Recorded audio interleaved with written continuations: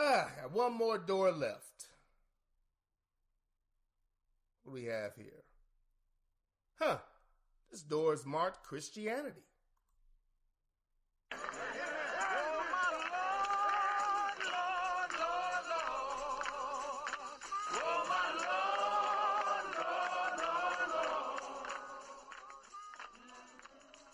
Come on in, brother. Let me tell you about a friend I call Jesus. Hey, how's it going, man? I'm just checking these religions out, man, trying to see what y'all have going. I see you talking about Jesus, but y'all worship God, correct? Of course, brother. We love the Lord. But his son hung high and died low for you and me. All right, brother, cool. I heard that, man. What benefits y'all offering, man? What are y'all some of y'all basic principles? Brother, when you repent your sins and you claim the Lord Jesus Christ as your true Savior, you will be resolved. You will be covered in the blood. You will be washed away. Your sins are no longer your sins. You saying as long as I profess my love, I get a free pass? That's pretty cool. So my sins are forgiven already because of what Jesus did. And as long as I confess, I'm good. Shit, man, nobody else is offering that. I get a free pass. I like that. Let me write that shit down. Free pass as long as I confess my sins. I like that. Nobody else really offering that. That's pretty cool. Now that Islamic faith, they tough, boy. They want you to be accountable and do all type of shit. Okay, what else we got going, man?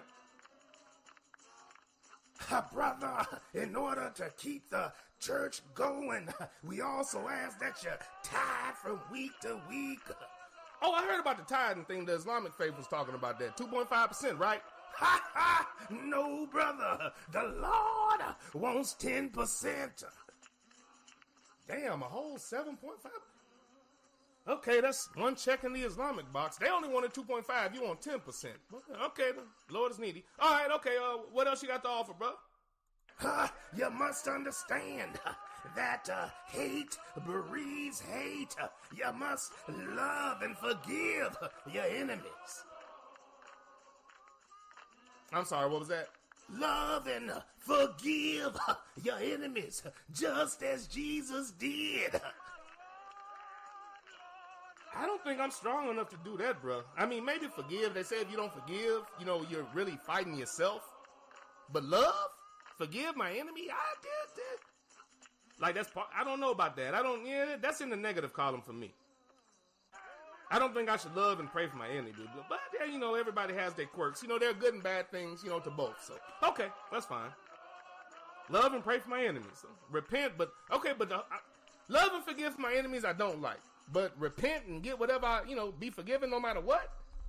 That, I really like that selling point.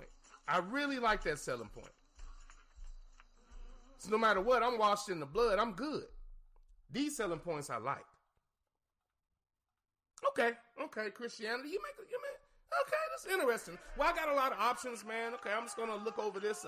I haven't been everywhere. I've checked out Jehovah's Witnesses and the Islamic faith and Catholicism, Seventh-day Adventists. Thought I'd take a look in Christianity. I'm just, I'm kind of familiar with it, but I just wanted to see what y'all were offering, man, see if there are any updates, you know what I'm saying? Okay, cool. You want me to love and forgive my enemies, but if I repent, all is forgiven. That's cool. 10% tithe? Nah. I don't know if I like that, man, but I'm going to weigh my options, though, man. Thanks for the rundown. No problem, brother.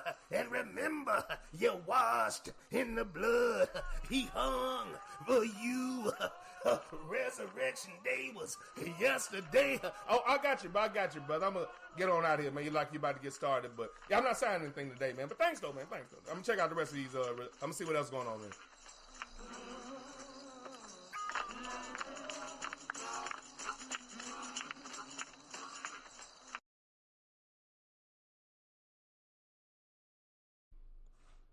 Hey, baby girl, I'm about to go hop in the shower. When I get out, we head out to the volleyball tournament, okay? Okay.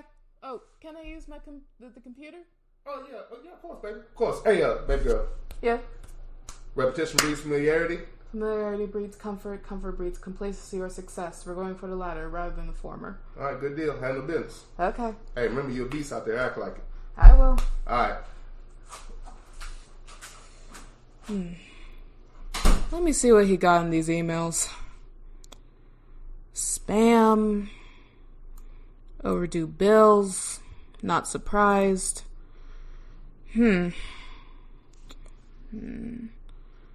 Fuck the police coming straight from the underground. Young nigga got it bad 'cause he's broke. What is this? Sarah? Linda? Becky? Amber? Amy? Molly? Ginger? Heather? Karen?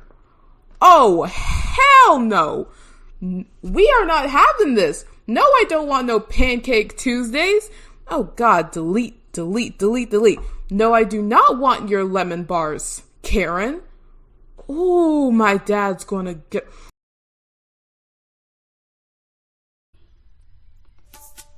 Do you have strong opinions and you're looking for a way to express them? Are you tired of carbon copy sports radio that infests the airwaves? Do you have creative concepts and ideas that you want to share with the world? Then this is not the commercial for you. This commercial is all about Kinko's University. That's right. Kinko's University gets you prepared for the podcasting world when you don't have the chops for it. If you're one of the many people looking to get into podcasting, but you just don't have the skill, Kinko's University is the university for you. I want to do a podcast, but where do I start? And what do I talk about? Kinko's University. Don't worry, here at Kinko's University, the first thing we teach you about is OPP. That's right, other people's perspective. So you can always have something to talk about getting it from another source. Podcasting looks fun, but do I really have to do all that research and show prep? Kinko's University. Absolutely not. Here at Kinko's, we have classes like No Preparation 101, where we teach you to get around all of that pesky show prep because we know you don't have the time. I wonder what the best time slot is to get the most listeners. Kinko's University. Don't worry, here at Kinko's, we have a class called Recycling Ideas 101, where you can find a time slot that works and just jump in that slot to try to make it happen for yourself. Kinko's University. I want to come up with new content and subject matter, but I'm not that creative. Kinko's University. You'll also take Regurgitation 101, which will help you come up with other people's subject matter that you can recycle and make your own. That's right, here at Kinko's, we teach you how to get around hard work, getting new wrinkles in your brain, and having to work hard at your craft. Come to Kinko's, where you can take these top courses with top teachers. Most people that go to Kinko's graduate with Kinko's degrees, that's right, as master copiers. Kinko's University, for the skilled impaired. Kinko's University is not a real university and is not accredited. You don't actually learn any skills. You just learn how to mimic people who have actual skill. Underground Railroad Show with that ninja. All aboard have the tickets ready because the train has arrived. Delayed or on time, it's time to get on board.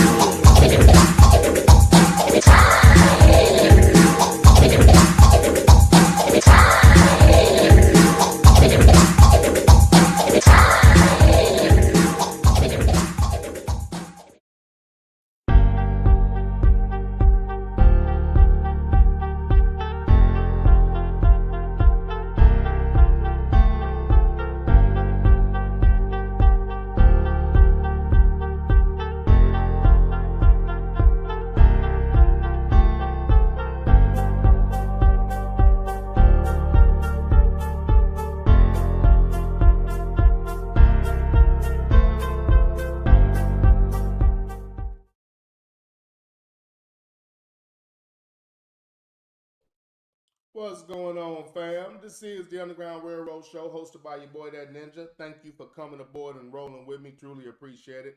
Hope you are enjoying the ride thus far. I apologize for yesterday. Life got in the way, couldn't be helped. Basically, a long weekend, had some things going on, so didn't happen Monday. I apologize. My plan was to come on at 5 o'clock Central today, 6 Eastern, but because of the upcoming and pending alleged weather that we're going to have in Huntsville, had to do a few extra things, some pre-treating, organizing some things. So that caused me to be at work a little bit longer than usual, hence the late start to the show. So I apologize for that. Also, still vetting this particular platform. Haven't taken advantage of the camera feature yet. I'll in due time. I'm mainly concerned about the audio clarity, and right now that's shaky. I've once again made an adjustment. As far as the audio. I've made another adjustment, and hopefully this adjustment is adequate. I'm not pleased with the audio on this platform right now.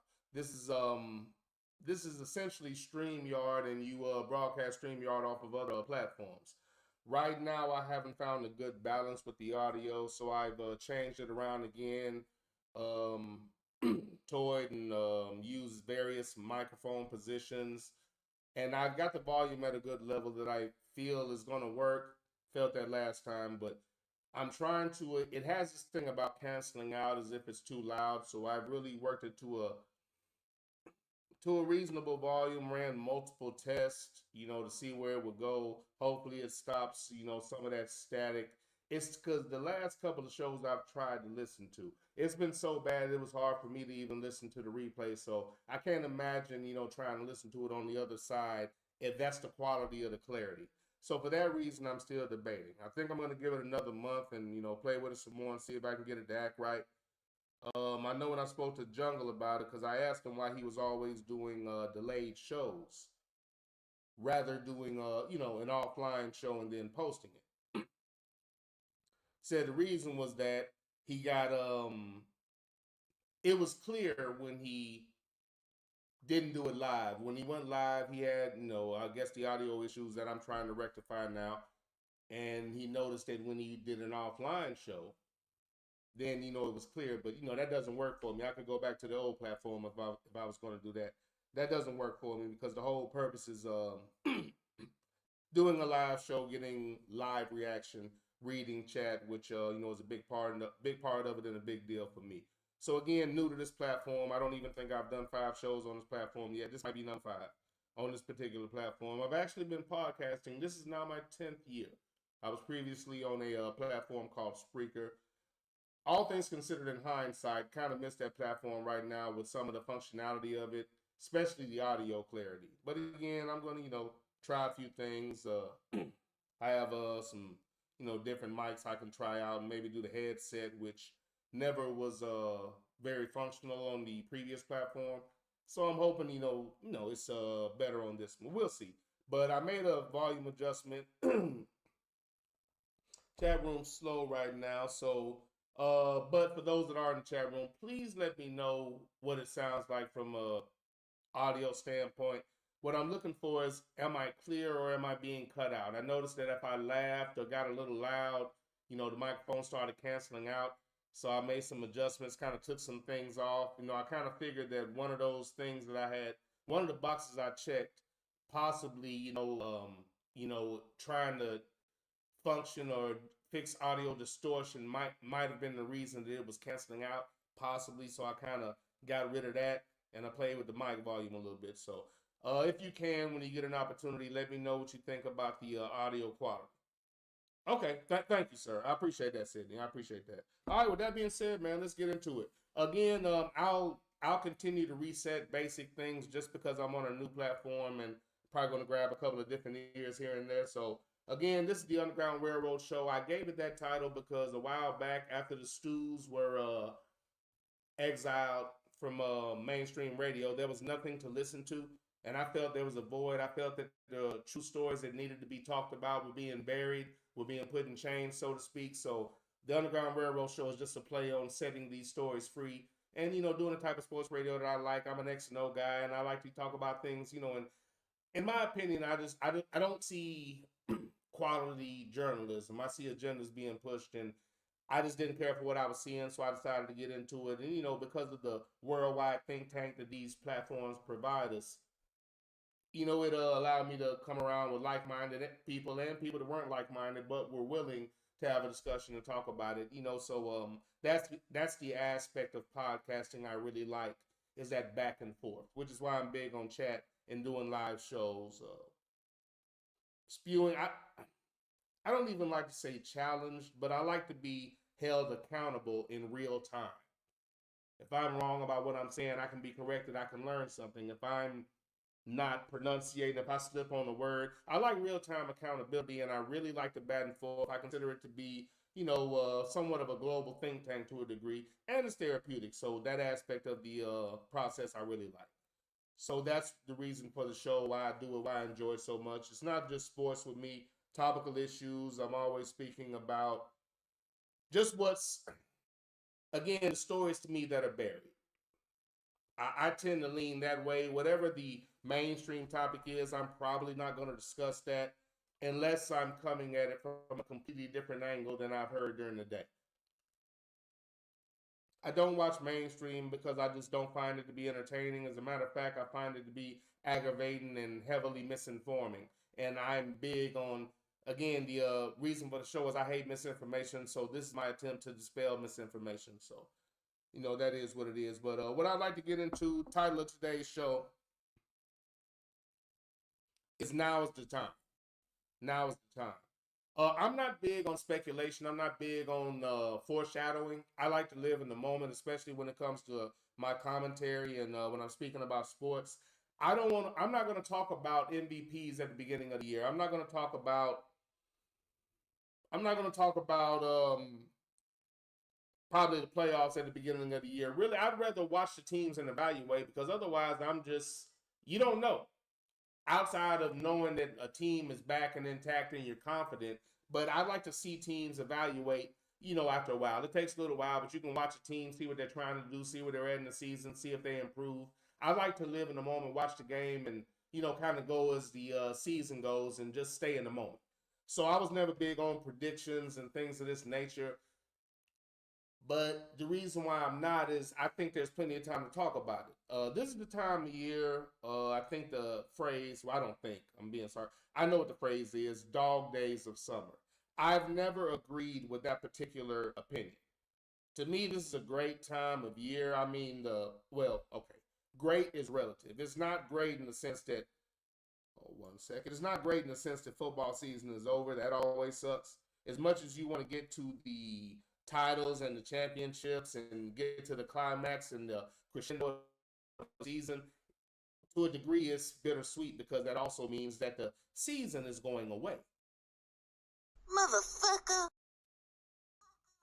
As I'm learning the format, I've also learned that even though I'm not hitting the button before I stop speaking, the sound bites were clashing like I would run into my sound bites, but on this end, I'm hitting the sound bite way before I stop talking, so I'm giving myself like a 2-second delay. There are just different things about this platform. Just testing it out. Who this nigga on that name? Like, in this sense, I'm giving a 2-second delay before I hit it, but let me know when you're actually hearing it, because on the replay, I noticed that it plays as I'm talking, even though I wait and hit it afterwards. But again, things with the platform. I'll jump into the chat room shortly. Just allow me to get into a couple of things. But now is the time. Is basically now I'm back to dog days of summer. Dog days of summer, the traditional verbiage, there's nothing to talk about. I've never subscribed to that theory. That's a lie! That's a goddamn lie!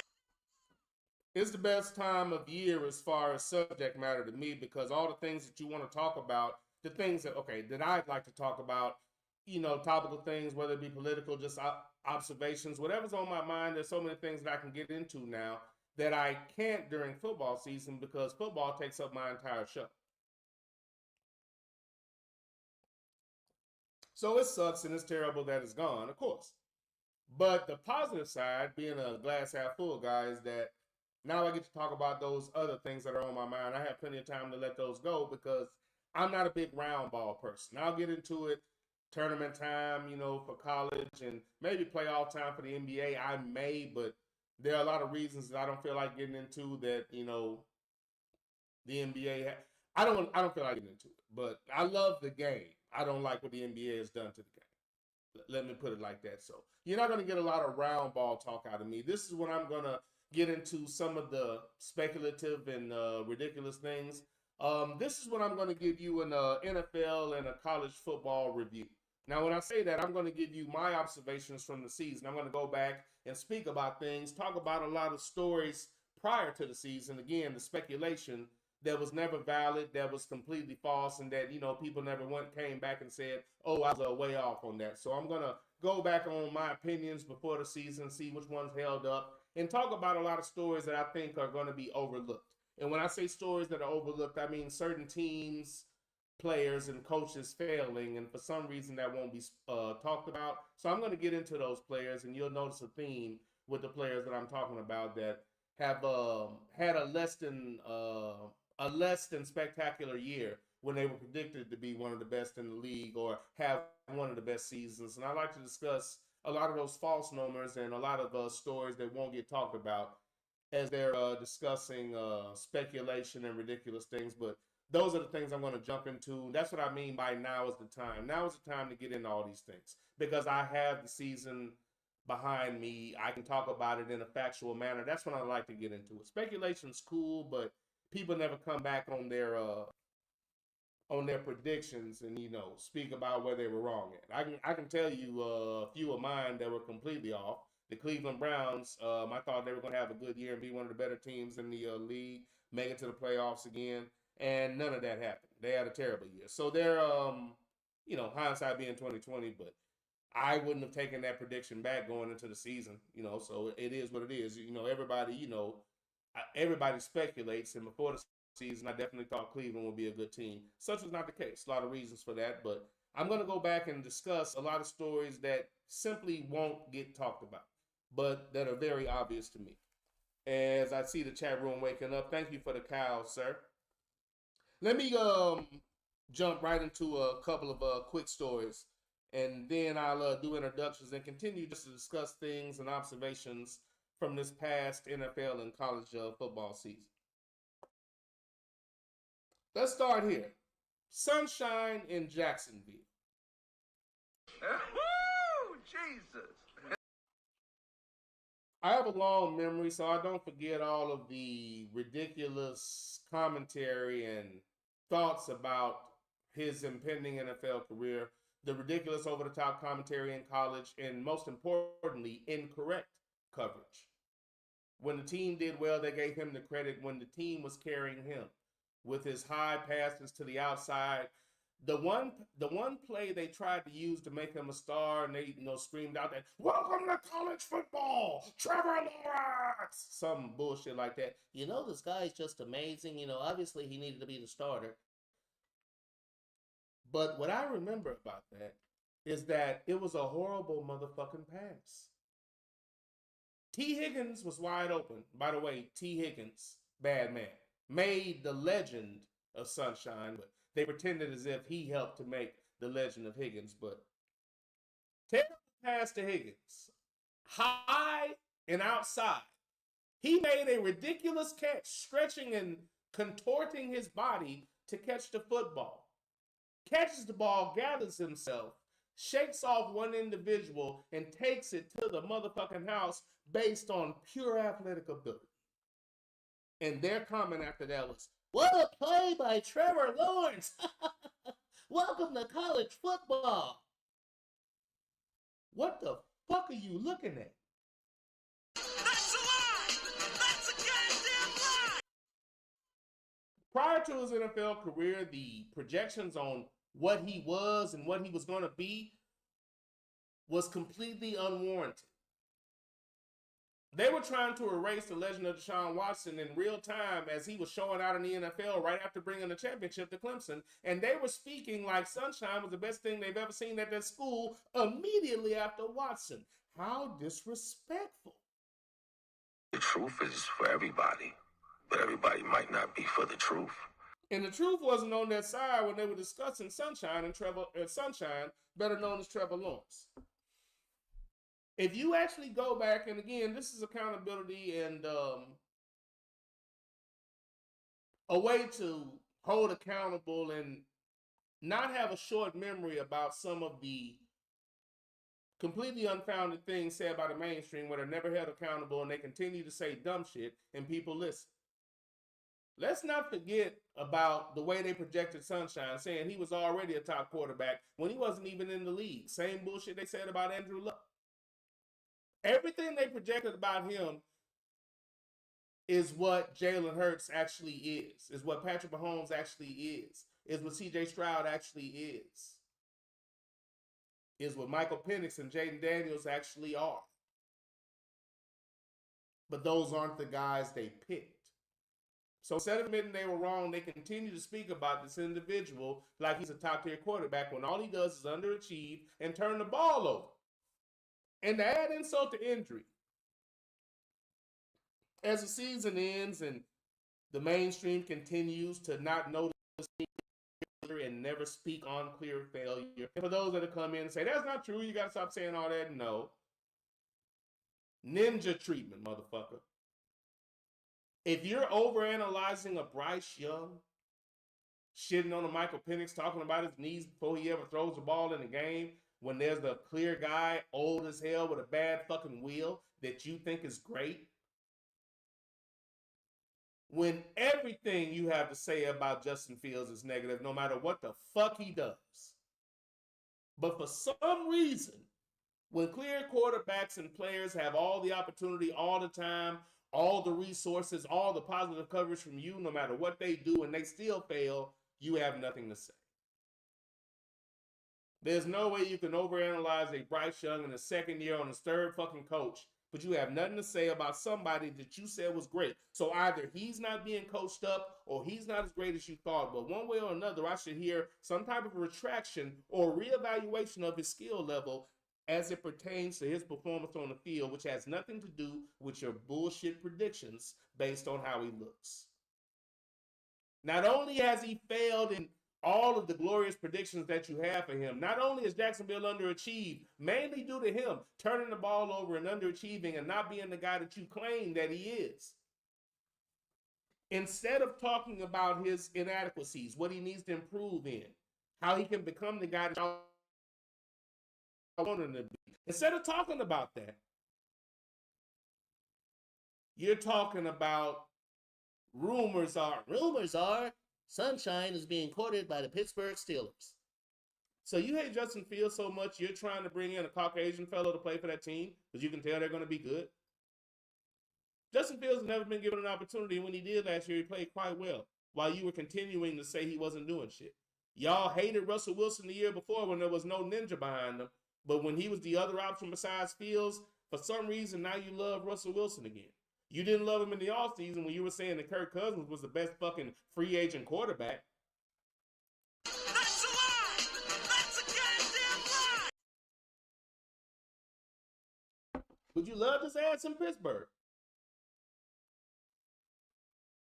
So instead of holding him accountable for underachieving, being given a huge contract when he didn't do anything to earn it, nothing from the mainstream media.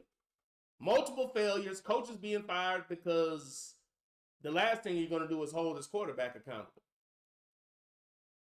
And in the off season, the only story I see is he should go take a ninja's job. Wait a minute. How the fuck is he the next coming of Jesus Christ? How the fuck is he a top 10 quarterback? How the hell is he a can't miss prospect? But Jacksonville doesn't want him. Something in there doesn't fucking mix. Where is your goddamn journalism? He can't be the great Sunshine, the next coming, one of the top quarterbacks, and they don't want him. What the fuck are you talking about? Goddamn, anything to take a job from a ninja. You always trying to give a damn job that obviously should go to damn Fields to a damn clear quarterback that's failing in Jacksonville, and you're not even talking about the fact that he's a goddamn failure. I guess you're blaming the organization. You want him to go somewhere else, and it just so happens to be where Fields is. Why the fuck would you want Sunshine if you have Justin Fields? Now, I know those who don't watch football, that doesn't make sense to you. You only know what they tell you. But if you actually watch, you know that motherfucker can't play. He looks the part, so no matter how much he fails, they'll never talk about the shit. Sunshine, according to their predictions and evaluations, this is according to them. They said he was great. So something has to give. Where's the motherfucking evaluation? Why are you talking about him going to fucking Pittsburgh where a coach was there you're trying to get fired for the last 10 years and he hasn't went anywhere? He just keeps winning. Where you should be excited about Fields getting ready to take the job, but no, you love Bo Nix, but for some reason, if you couldn't look at Fields and tell what he could do on the field, then you don't deserve to be a fucking journalist. The only thing that held them back is magically every time there was a big play, they threw a fucking flag. Every goddamn time. And he still persevered.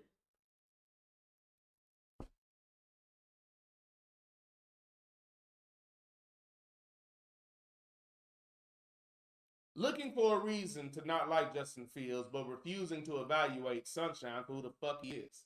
He can't be the guy that you predicted him to be and be somebody that can be traded to Pittsburgh. You motherfuckers are insulting. To anybody that actually thinks you motherfuckers are a joke.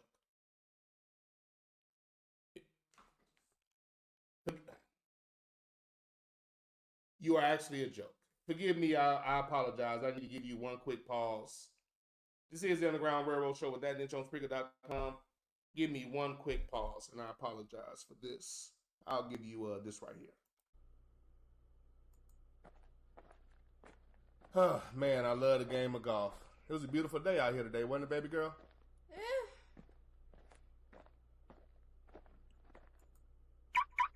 You didn't think it was a nice day today? Well, I am sweating all over, so no, I didn't really think it was. Well, I mean, you got to drive the car. You got to drive the car, and it did have a hood on it, so it kept the sun off of you. Yeah, but it had no air conditioning.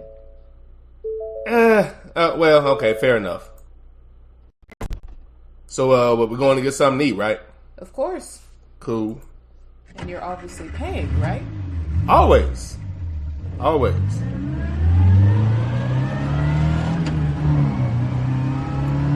Man, golf is a fun sport. Hey, I drove the ball pretty well today, don't you think? Pretty well to the far right, yeah. But, okay, even though I went right, my iron game was really good, and I was able to fight my way out of that. Yeah, but you hit it into the sand, and you did that quite often, might I add. Even when I went in the sand, my chip was really tight, so I was able to get out of there and get close to the flag. After 3 times. You have to admit, though, my putting game was really good, and it saved me a lot of the times from all of the bad hits I had out in the fairway. And it only took you 11 holes. Listen, until you get a good golfing game, I'm gonna keep giving you shit. I'm improving. I mean, since I've gotten started, haven't I got a lot better? Yes, you've gotten better since your injury. We don't have to talk about my shoulder, but I mean, that's another reason why it's coming along slowly, but, you know, I'm gonna get it. I'm gonna get it. Sure. So disrespectful. I apologize, but getting back to it, looking back on the season from Sunshine, I saw nothing but failure. I see nothing but underperformance, average at best, still turnover prone. One of the main reasons the team can't win, but yet and still in the offseason, the evaluation on him is he should go to Pittsburgh. There will be a pattern. And again, if you're evaluating the way Fields has played when given an opportunity, considering what he's been around, what he's had, and what he hasn't had, the way he's actually been coached, he's never really been given the keys. Even in Pittsburgh, they didn't really let him loose. And the times, again, when they made plays, flags came out, but he still hasn't been let loose. But when he finally gets let loose and he gets to play football without all these flags coming out and shit, we'll see what he is. You know what I'm saying? But there's no question about Sunshine. He's being given everything, every player, every opportunity. They're not holding him back. They're getting him everything he needs. They're bringing in coaches that have won Super Bowls, and he still fails. And there's no evaluation. You cannot look at Bryce Young and say, this is a bust, this is a failure in his second. No, not in his second year. At the beginning of his second year on his third coach, with a coach that came in looking for a reason to bench him. And they're already talking about him, but you have nothing to say about Sunshine. Again, journalism is not what they practice. They do have one prevailing thought in theory. Who this nigga on that name? Another quick story. Joe Mixon won his protest of a fine against the NFL. He was fined after that game where the referee screwed them against Kansas City, throwing multiple flags, becoming part of the game, helping Kansas City out, giving them multiple first downs on complete and total bullshit calls. But they were very much involved in that game, ruined a good playoff game, where Houston outperformed Kansas City in every statistical category and lost. That's only the second time that's ever happened in NFL history. Will Anderson Jr. pulled no punches after the game and said what it was, and he got fined. Joe Mixon got fined because I think it was TJ Houshmandzadeh, might have been a different player. I think it was Houshmandzadeh that posted that was bullshit. He posted that they cheated the Texans and that was bullshit. You know, the referees, referees made terrible calls. Somehow the league got it mixed up that Mixon sent that post out and fined him for it. And then once they discovered it wasn't his post, they went back and tried to fine him for what he said after the game, but he never criticized the officials. So he actually won his case. And again, but this is a situation where they were wrong, but they just decided to fine him anyway, reaching for his words. And if he wouldn't have fought for his rights, they would have took that $25,000 for absolutely nothing. And again, when people won't allow a group of people to be held accountable, it's because you know they're wrong. It's just like when these non-bathing clear motherfuckers always defend the police and never discuss what you're talking about. It's the same thing. No accountability because nobody gives a fuck. And it's the same thing in this situation. They got involved in that game when they should have officiated that game and let it happen naturally. And if they did, Kansas City doesn't win that game. But again, if you didn't watch it, if you're just watching highlights, if you're throwing out cliches if you throw out that cliche, it doesn't matter, you can't blame the refs, all that stupid shit. Everybody that says that, let me play you in basketball and officiate the game. And when I get done beating you, I want you to shut the fuck up. If I officiate the game and I'm playing you basketball, dumb motherfucker, I'm going to beat you. Stop saying the officiating doesn't matter. That's a goddamn lie. I'm so sick of sheep motherfuckers. That's stupid. That's a fucking lie. Let me play you in if officiating doesn't matter, let me play you in basketball and let me make 6 calls. I'll make 6 calls that you can't say shit about. You don't call shit. You good. You don't refereeing don't matter. You good. You don't got to call shit. I get 6 calls. Don't matter if it's true or not. Same as on the field. And you tell me afterwards that had no effect on the goddamn game. Fuck out of here with that stupid shit. Stop repeating dumbass cliches. Yeah, officiating matters. People are fucking not. But point being, he shouldn't have been fined for telling the truth. How about just like with these motherfucking police, instead of pretending like they're under attack for being held accountable, how about you just get rid of the piece of shit? Or keep the piece of shit and don't send him to black neighborhoods because he's a piece of shit. Send him over there with white people. That way he can smile and be happy. But in this situation, how about you just make sure that referees don't fuck up the game like that again? They fucked up the game. Stay out of the game and let the players decide that shit. It's fucking playoffs. And if they're great, they'll win the goddamn game. They shouldn't need your help. That was a travesty and that was a blemish on this past NFL season and playoffs. That was a blemish. The way the Texans were treated was horrible. They won their first game. They were playing the best ball of the year because they had been steady all year, but very shaky. Somewhat consistent, but offensively, they were not the same all year. And that's why they had the casualty of their coordinator getting fired, even though they lost multiple receivers. But even, I'm glad they rescinded the fine, and had to let it go because he actually didn't do it. They was hoping he laid down and took it, but when it's the truth, man, a player shouldn't be fined for that. And they did get screwed in that game. 2 little side stories. I got a lot more that I want to get into, but let's jump into the chat room. But thank you for coming aboard and rolling with me. Once again, this is the Underground Railroad Show. That Ninja. Yeah, I almost said it again. This is the Underground Railroad Show. It's your boy, That Ninja. Again, let me know about the audio. This should be an improvement. I said that shit last time, but this should be an improvement. Let me know if I'm getting that, you know what it is when it cuts out. That popping, it seems like it's canceling out, like I'm, like there's too much volume, because I'll make real-time changes. But just let me know. We got my man Sidney Jackson on the train, and I apologize. Even on this new format, sir, you're still coming aboard the train to your usual bomb drop for slapping the sauce out of your wife's hands when she tried to apply it to my ribs. True story.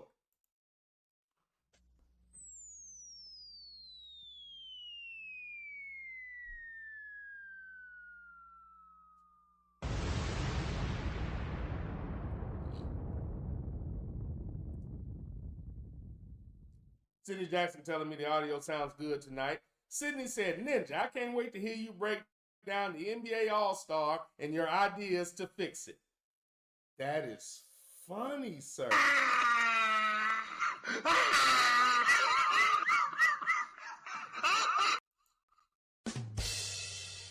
Once again, I'm not going to discuss round ball, and he knows that. I'll be honest with you, until I saw y'all talking in that group text and looked on social media, I didn't even know it was NBA All-Star Weekend.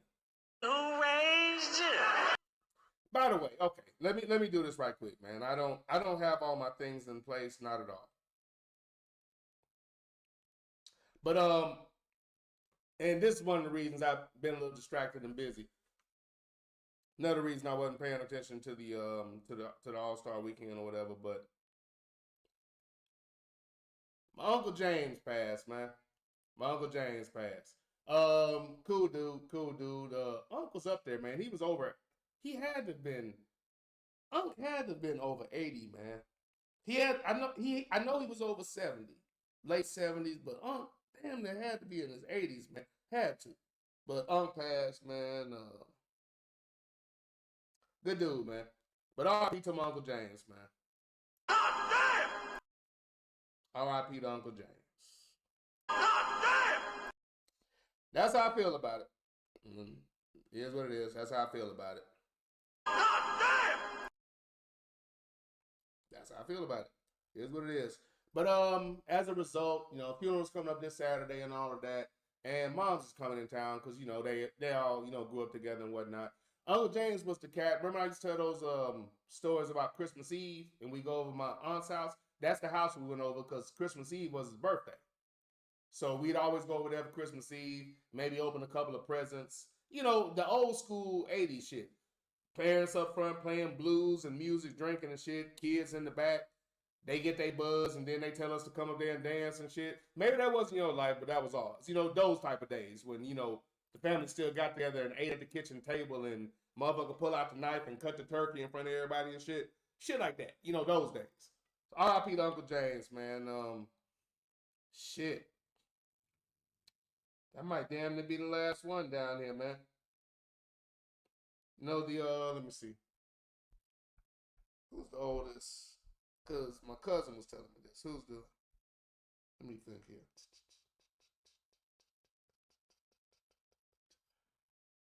Oldest.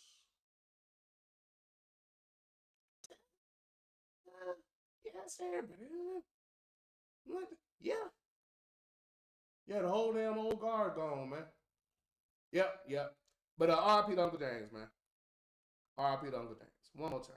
I don't know where's it at. I don't got my R.I.P. in here yet. I don't have enough soundbite spaces in here, man. Don't have enough of them. Where's it at? I can express myself properly. Where'd it go?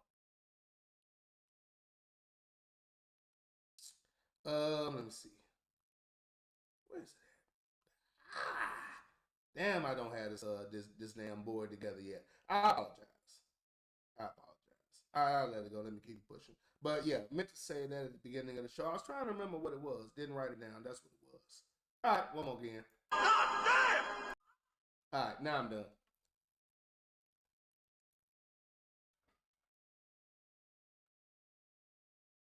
But I didn't even know, but again, that was one of the reasons. Man, I didn't even know it was fucking All-Star Weekend. I didn't see any of it. I mean, what was I doing? Saturday, I went to go see T. That's the other thing. I went to go see T Saturday. When went there and picked her up that morning, we went to a place called Kiki's. I'm sure somebody's familiar with that, but it's supposed to be a really good breakfast place. Place called Kiki's. Let me read the chat, and I may tell that story after the chat. Get my little evaluation of that place. But I kicked it with T that day. So my Saturday, I wasn't even around. The Sunday, I don't know. I didn't even know that shit was on, though. Oh, another side note, too. And ABM has mentioned this, and I'll mention it again myself. The R&B Money Podcast, Fire-Ass Podcast. The last one was L.A. Reid, man. Check that shit out. He had L.A. Reid on. Damn good interview. Damn good. All right, back to the chat room. Sydney said, but, oh yeah, along those lines, Sydney, you're funny. You're real funny. I did not watch basketball at all. At all. That motherfucker must have lost his goddamn mind. Sydney said, my wife cooked a roast in the crock pot, and then she poured.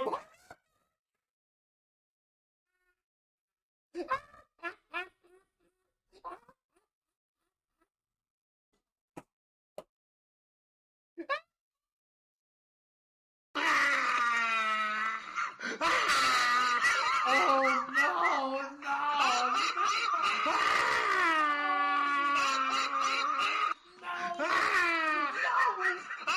Oh, that's a crime. Man, that is a crime, sir. Sydney Jackson said, my wife cooked a roast in the roast like beef. Oh God. My wife cooked a roast in the crock pot and then poured barbecue sauce all over it. I may have to pull the plug.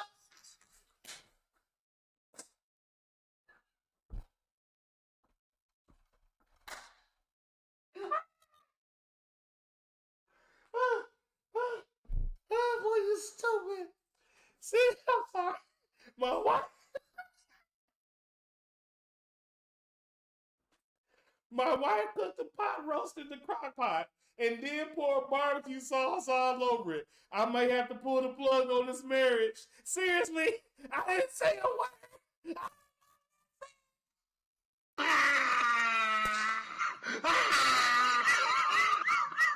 Oh.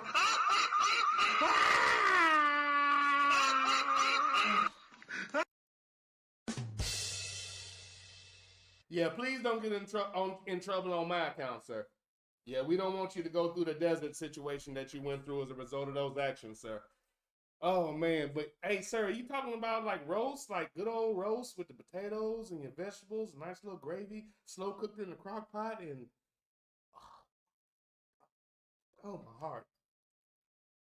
You are talking about that. You're not talking about like a pork roast, are you? You talking about like roast, like a fucking beef roast that you let get tender and oh man.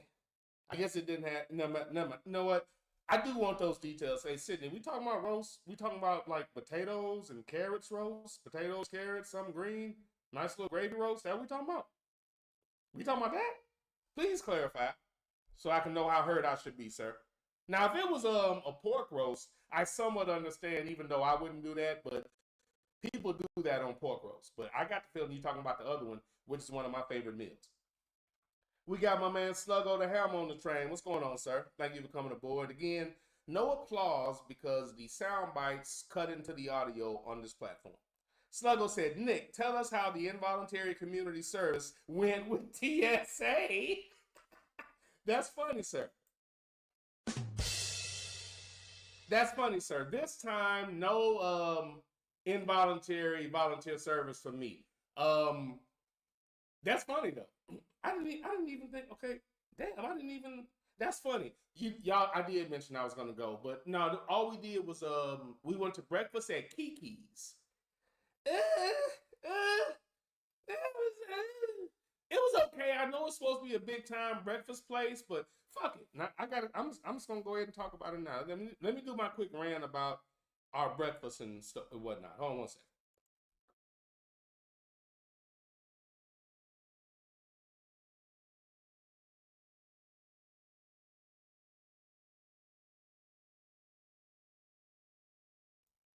I apologize. I still haven't implemented a cough button. So went and picked her up like 9:30. We rode about 20 minutes or so away to go to Kiki's. Breakfast place that she loves, during those volleyball trips like down in Orlando. I think they discovered Kiki's in Orlando. I never went. Her mom, brother-in-law, sister-in-law, we get together and eat, but breakfast and all that. I don't even fuck a breakfast like that, getting up early and all that. So, they would go hit places like that, go to Kiki's and whatnot. But she's always loved that place, big on breakfast. If you like pancakes and whatnot, you'll probably love that place. I'm not a pancake person, I'm not a waffle person, I'm not a French toast person. I don't need those unnecessary carbs, so I'm not big on it. I'll do egg whites, but I don't have to have them. I'm not like really, freaking out the way a lot of people are over the egg thing. It doesn't affect me that much, that.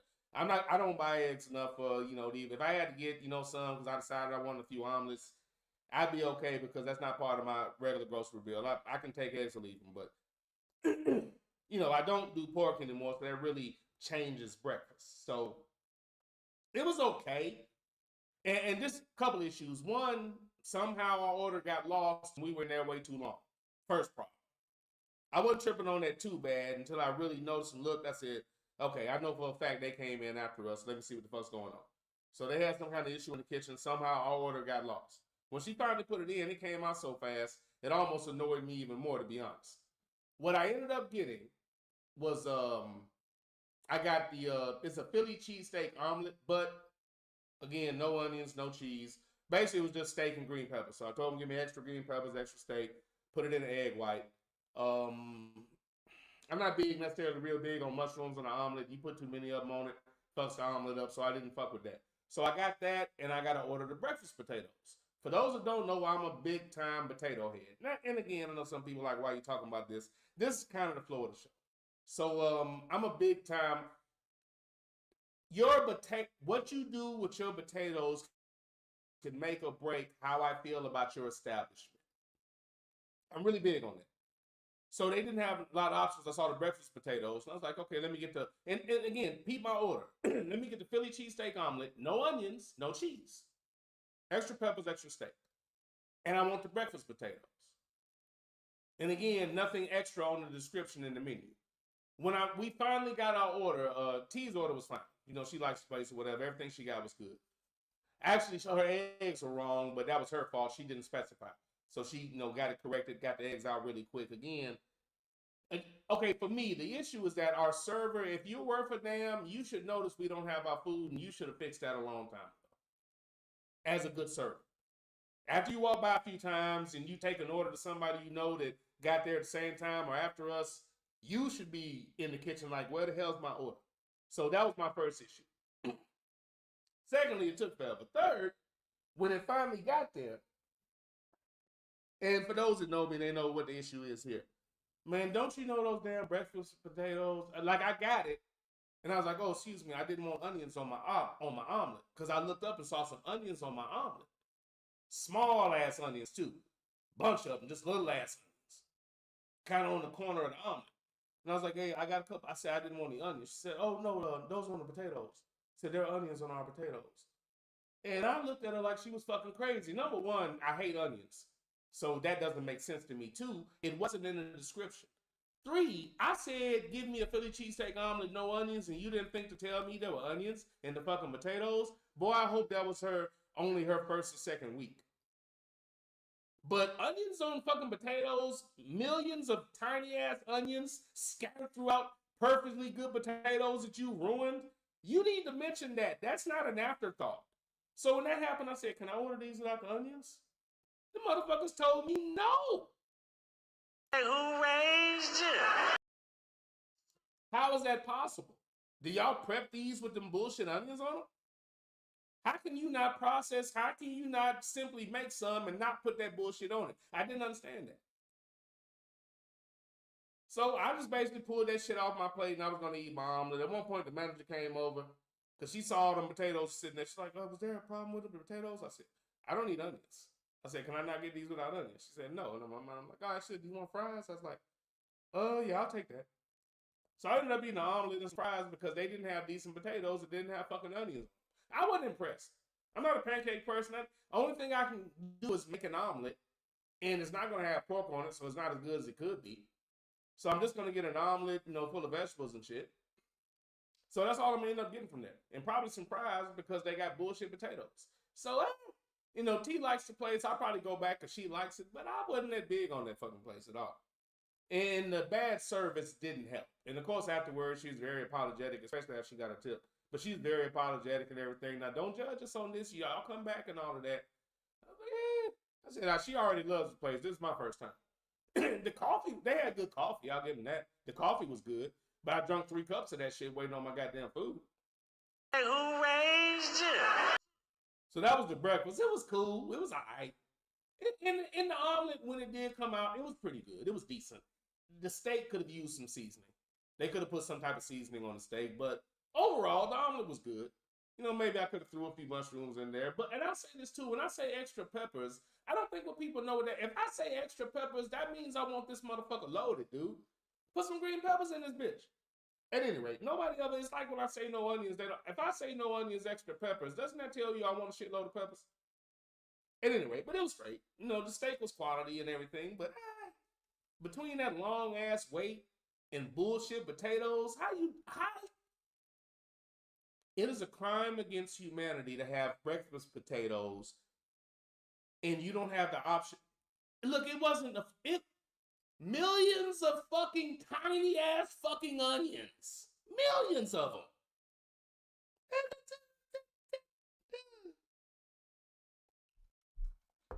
To not have viable potatoes or hash browns is that really drops you for me. And again, if I was a pancake person, I'd probably like the place. Visually, the pancakes and all that look amazing, but I don't want that shit. At any rate, I digress. But that's what we did that morning. We went to Kiki's. I'll discuss the rest of the trip later. So we did that morning. Sydney, I'm very bothered by a roasted barbecue sauce, but Jesus Christ. Got your sluggo. We will read the cows. Got my man Rough Buff on the train. What's going on, Rough? Thank you for coming aboard, sir. Hope you are enjoying the ride thus far. Sluggo said the Jaguars don't get nearly the criticism that the Browns receive. Both quarterbacks were paid handsomely and haven't played well. But at least one actually had a pass that justified said contract. Thank you for saying that. We can talk about now and the circumstances and the rust and the team not being good, but Watson's already proved to me what he is. Sunshine has never done that, and they continue to shit on. And they continue to at any rate, they continue to see one person and pretend like this is the only part of their career. Like if they don't understand being wrongfully suspended, team not being that good, and then you got to deal with the rest letting you get hit late because I guess that's their own personal revenge or whatever the fuck they're doing. But Watson's getting that Michael Vick treatment. Like when Mike came back and they just were letting people hit him late and not giving him a flag. That type of shit. And then the announcers co-signed it and shit. Tom Jackson even said this is bullshit, and some bitch-ass announcer kept trying to say, at any rate, I digress, man. But those are the things, you know, that really make me hate the league. Among some of these other little storylines I want to get into. But facts, sir.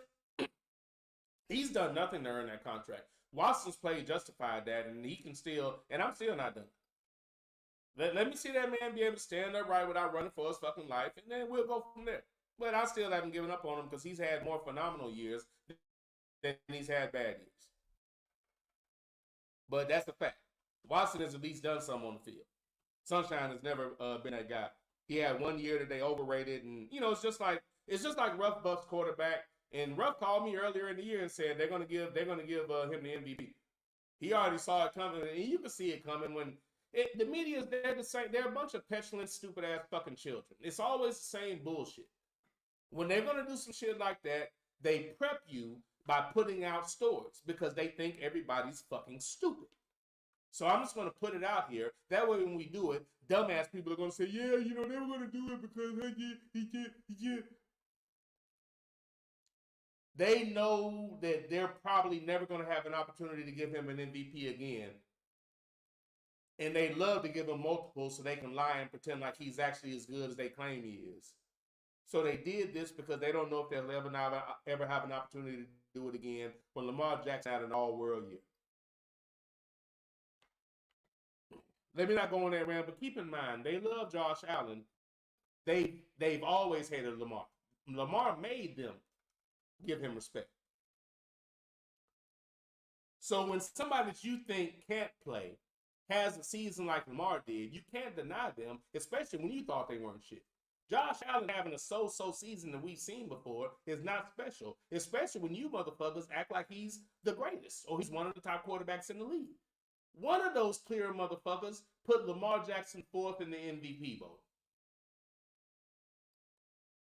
These motherfuckers are irredeemable or unqualified. One of the two. Motherfuckers is selfish as fuck. Sidney Jackson said those goofy red dot Indians that own the Jags jumped up and overpriced Sunshine, a guy who has never been good in the NFL. Facts, sir. Facts. Amen, preacher.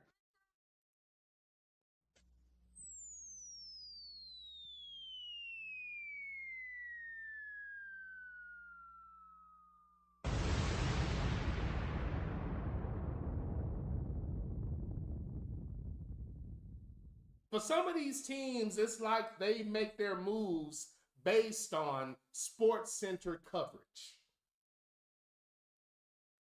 Some of them, it seems like they base their moves on sports center coverage. And the end result, always think about Andrew Luck. They said the same shit. Failure, quit, sunshine, failure.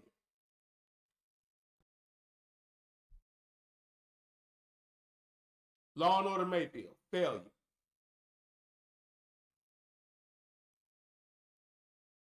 You know what?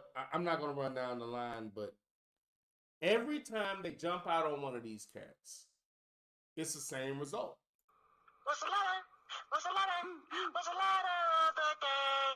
The letter of the day is L.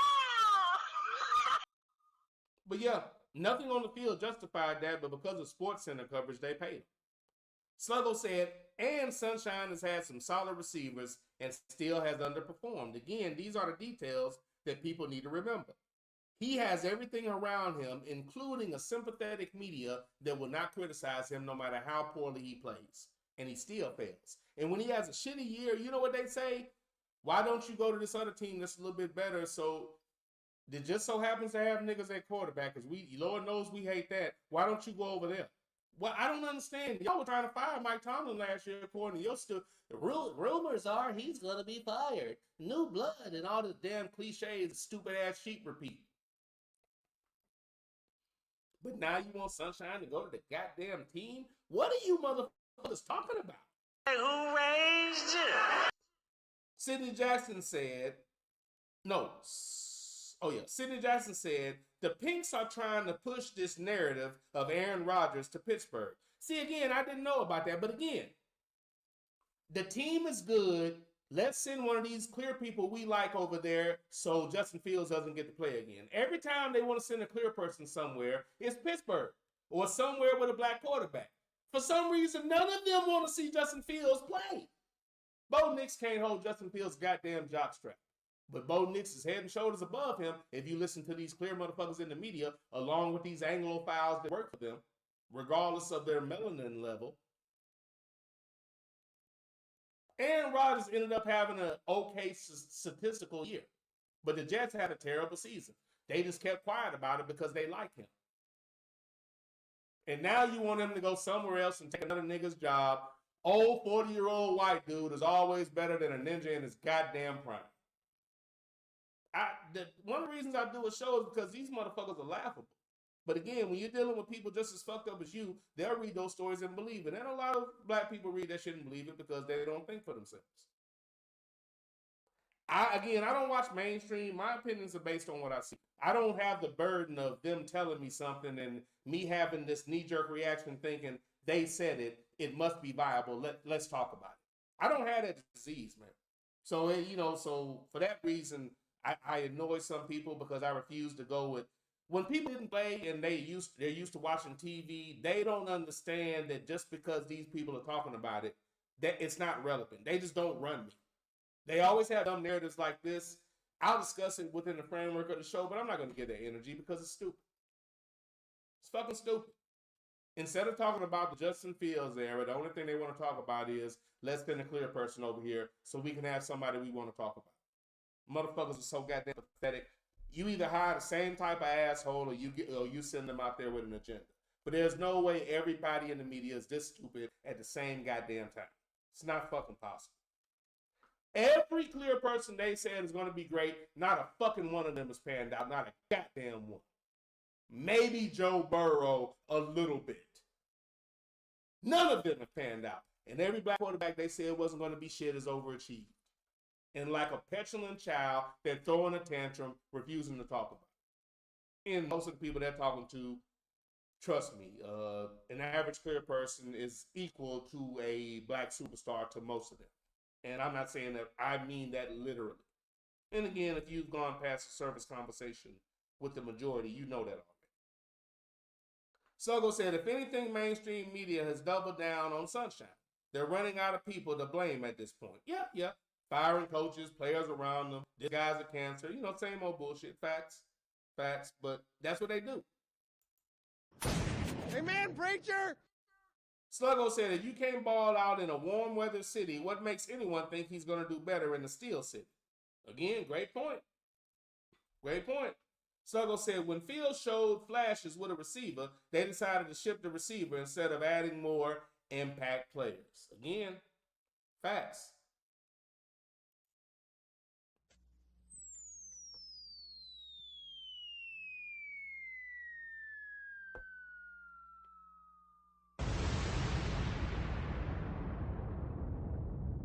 They're really playing well together. Let's get rid of them. Facts. These are the details nobody remembers.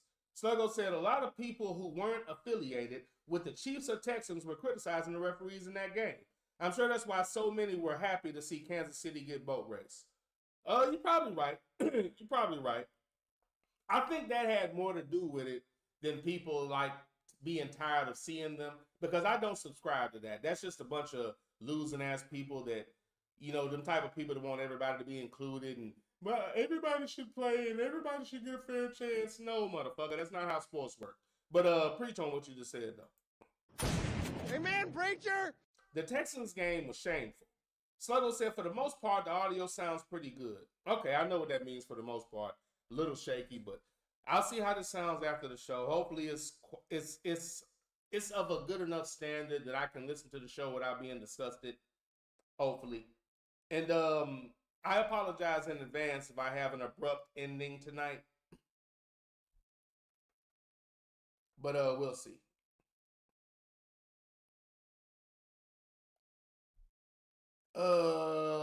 Okay. I would read this person's name, but the only thing I see on here is them promoting something. So I'm gonna pause on that. He didn't even come in speaking. Sidney Jackson said, what's funny, Sluggo? For 20 years, we saw the Patriots get every bogus call. Preach on that. Gets caught cheating multiple times, but somehow the Chiefs are getting all the attention like they are the OG cheaters when New England never got their fair share of heat. Man, I love my chat room. Let me elaborate on that. Preach. Amen, preacher!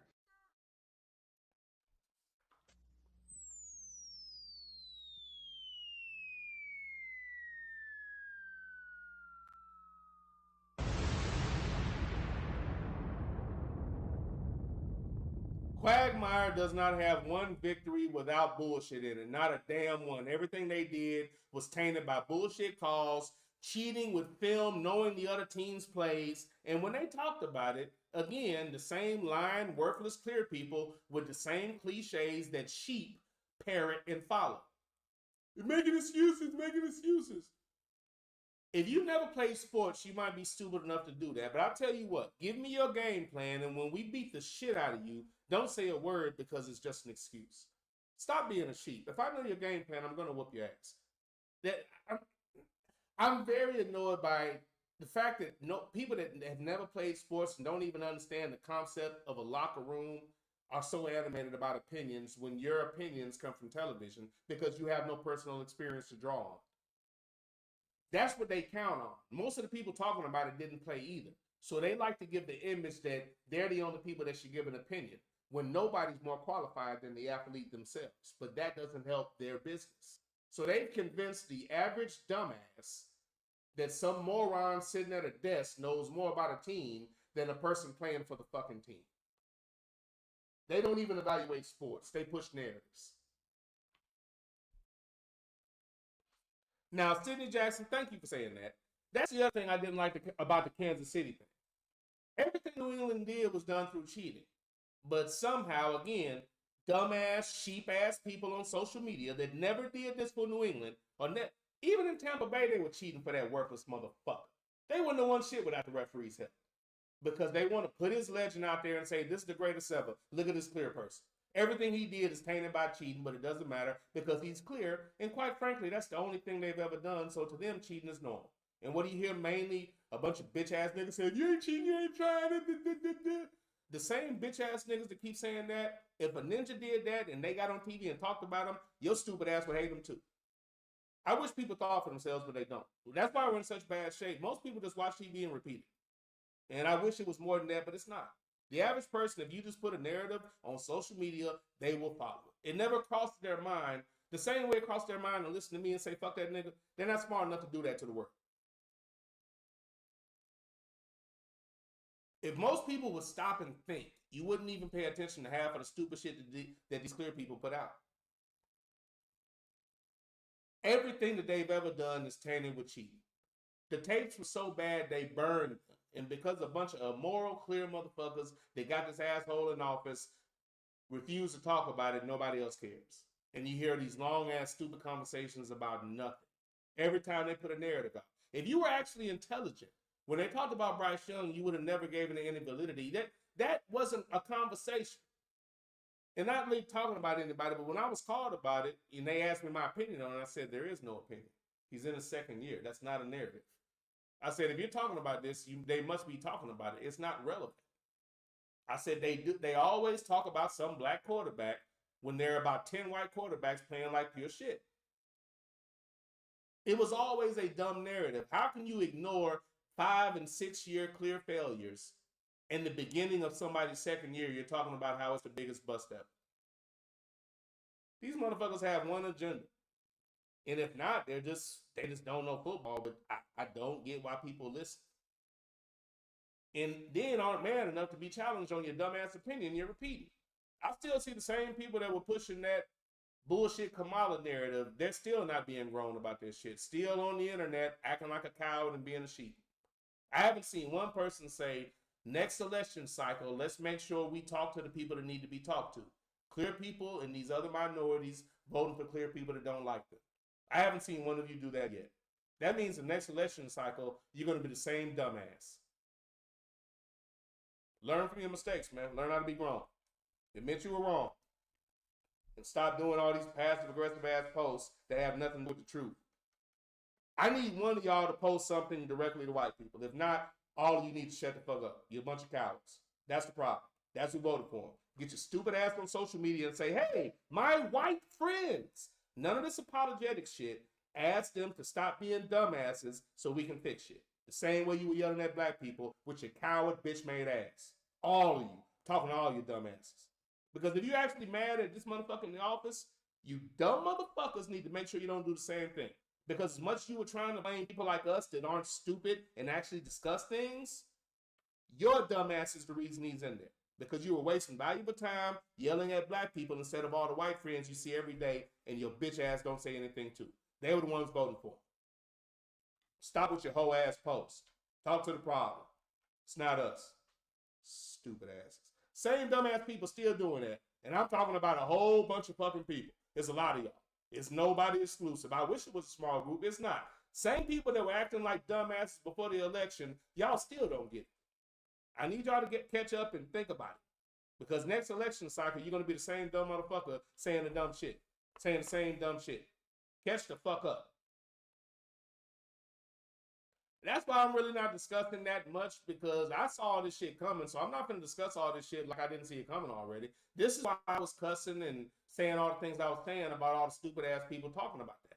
Because I already knew what was coming. And I'm still dealing with people in 2024 and 2025 pushing Caucasian narratives, not being smart enough to separate yourself from a narrative being pushed by some women that are going to support other women blindly no matter what. If that offends you, you're not realistic.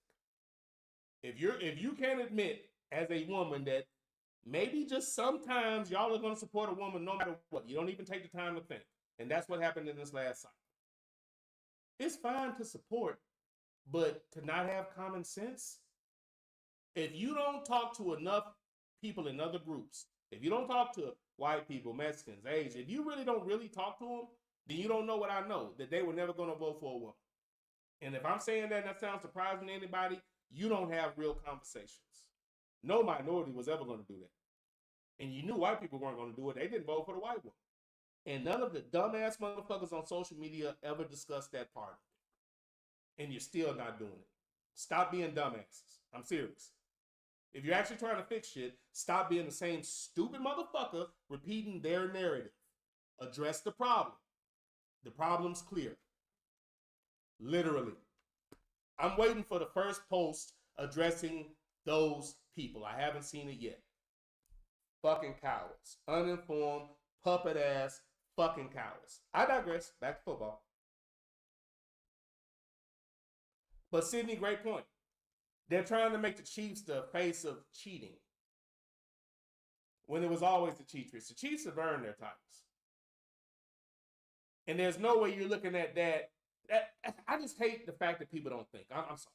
They put that out there, and now everybody, look at this, look at this. If y'all didn't see them cheating for that Caucasian that they love so much, and they try to act like he's the greatest ever when that motherfucker was average, I don't give a fuck how many titles they got through cheating. If you think that motherfucker's a top 5 quarterback, you're a goddamn fool. There are 10 white quarterbacks I'd take before him. Put it like this. If you think Tom Brady's better than Dan Marino, I don't think you watch football. And the reason you think he's better is because of titles that are tainted. Because the media put out there, you're not great unless you win titles. And some people just stick with that because, again, you don't think for yourself. I judge players and their positions by how well they played the position. And it's not close. Tom Brady can't hold Dan Marino's jockstrap. Tom Brady was in a good situation with a good defense to carry them and a team that was cheating and had videotape. And because they liked the team and liked who they were, they let it slide. A team coached by a ninja with a black quarterback would have got thrown away and the titles would have been vacated. They wouldn't have allowed them to continue to win and continue cheating no matter what. But in this situation, oh, look, they're cheating, they did it. But yeah, Sydney, that's a great point because I thought the same thing. So they're cheating, but you stupid motherfuckers, they literally cheat for every clear quarterback. Don't care who that offends. They do. They get help because they need help. And more than half of them are still fucking failing. They cheat for Purdy all the time. That's sorry, motherfucker. When the motherfuckers don't get help, which I think happened to Purdy and Rodgers a lot this last season, you see what they look like without help, without magical flags and help this motherfucker here flag and random pass interference. When you throw that shit away and they just got to play football, motherfuckers look like what they are, average as hell. I'm sorry, I'm going off on rants. Let me get back to the chat.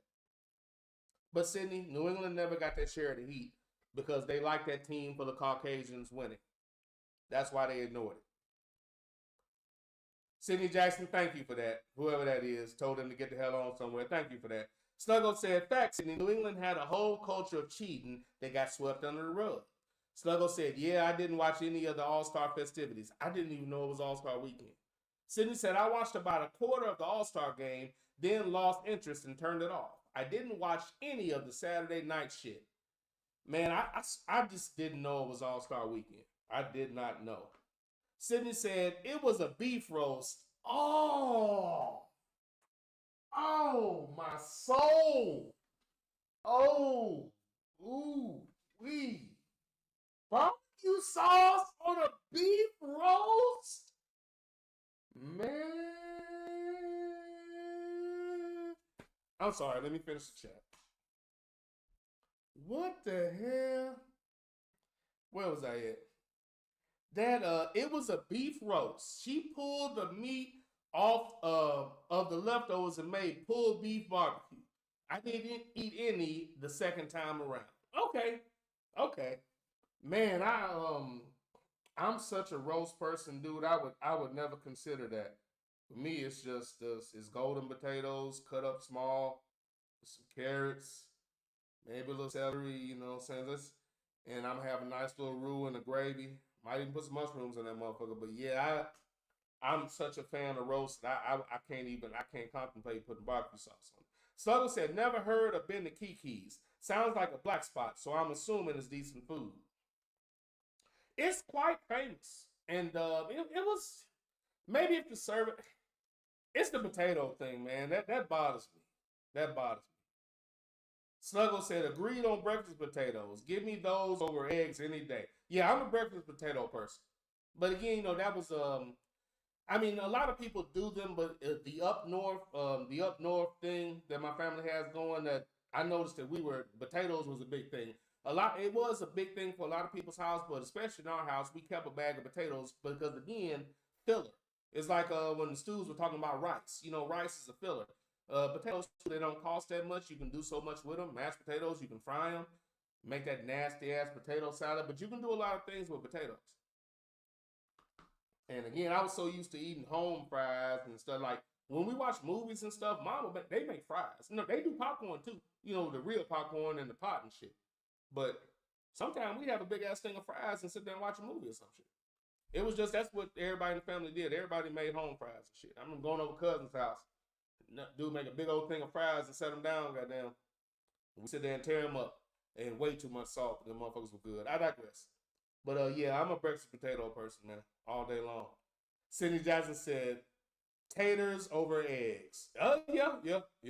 Sluggo said, how big was the tip? That sounds like a 10% type of service to me. It was 10% service, but I gave her 20. I had a black waitress too, man. I wasn't gonna short it. I wasn't necessarily mad about the kitchen being slow, but it did bother me that I had to say something to her. You should have noticed that we didn't have our damn food, and you should have been quicker about it. So to me, you know, maybe you had that where you think you're not going to get tipped when it's black people, when I know I tip better than 95% of white people. They don't tip worth shit. They cheap as shit. So you're getting 20% as a minimum if you act right as a server with me. So I still gave her 20. But man, did she deserve 20? Hell no. But I still gave her 20. But that just annoyed me. Why would you just arbitrarily put onions on your breakfast potatoes and then not specify that? As a server, if you don't know you need to specify that there are onions on the fucking potatoes, something wrong with you. If I say no onions on my omelet, what makes you think I want them all over a fucking potato? Common fucking sense. At this point in my life, I know what a good server would know that. She was piss poor in that regard. And the kitchen thing wasn't her fault, but not noticing after a while. Like, I heard the table in front of us ask what was going on with the food. As soon as they asked, for her not to look right at us and understand we should have had our shit too. Yeah. But yeah, that was 10%. She didn't deserve number 10. But I gave her sorry ass 20. Sluggo said, they definitely spat in your plate, sir. Boy, you stupid than a motherfucker. They did not, sir. I already had the omelet. I just took the nasty ass potatoes off and they brought me some fries. Now the fries were good, but a breakfast place with, you don't have a good potato option? That's fucking crazy. I knew somebody knew about it. We got my man 334 Bama on the train. What's going on, sir? And I believe this is his first text. 334 said, I love Kiki's. The missus and the young and ate there Saturday morning. And again, he's in Florida. They have him in Florida. Everybody I talk about loves Kiki's. You got to understand, the no pork thing and not giving a fuck about pancakes, I'm missing out on most of what they do well. So next time when I go, I might get the same little omelet. Maybe I'll just get my little vegetable omelet, you know what I'm saying? Because I asked about the red peppers. She said they come out of a can. Those are the bullshit red peppers. I don't want that. I mean, I don't understand how you're a breakfast place, you just don't cut up real peppers. Stop being fucking cheap. But that bullshit that comes out of cans sitting in juice, those are fucking nasty. That's not a real red pepper. So I don't, you know what I'm saying? So all I can do is get spinach, bell peppers. They only have green. I can get spinach, bell peppers, mushrooms, and is there anything else? It's like one more thing. No, they don't have red peppers, so no, that's it. Spinach, maybe some mushrooms, red and green peppers, but they don't have red. I think that's it, unless they got another vegetable I can go with, which I don't think so. I think that's it. So I'd have to get a egg white omelet with that on it. That ain't shit. So I'm probably gonna have to get the Philly cheesesteak omelet again and some fucking fries. So for me, it doesn't. But yeah, most people swear by that place, man. 334 said Kiki's and First Watch. Yeah. Sluggo to 334. I'm a T-Bell too. Well, he is. Like when you was telling that story about when your wife was like, calm down, T. Calm down, T. You can't take them bells nowhere. We got my man JBJ on the train. What's going on, JBJ? Thank you for coming aboard, sir. Hope you are enjoying the ride thus far. JBJ coming in with his trying to get used to this new sound.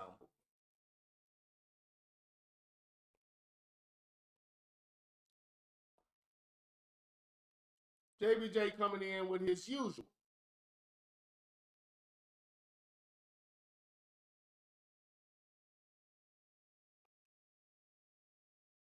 Man, I apologize for not having this board together yet, but this is it's just different, man. It's the functionality is so damn different.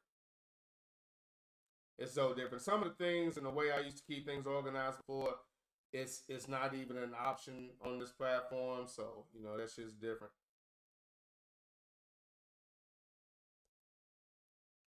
Very much different.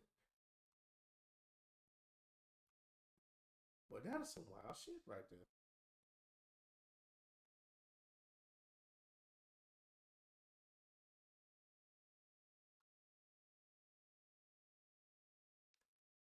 I apologize for the pause.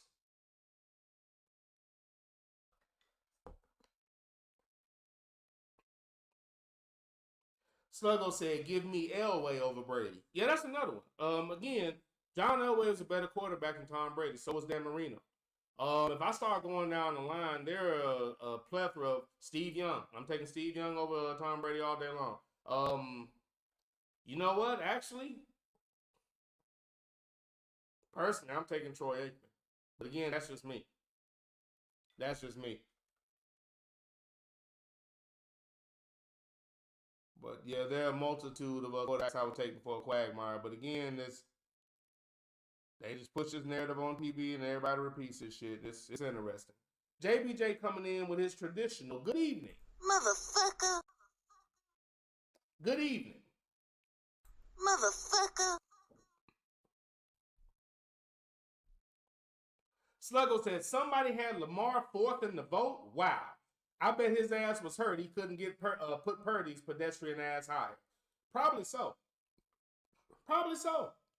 Motherfucker. Whoever voted him fourth definitely has a certain mentality. Who this nigga on that name? Sidney Jackson says Sluggo was a former bum-ass quarterback who put Lamar fourth. He had Allen, Barkley, Burrow, then Lamar. Burrow? Boy, these clear motherfuckers, boy.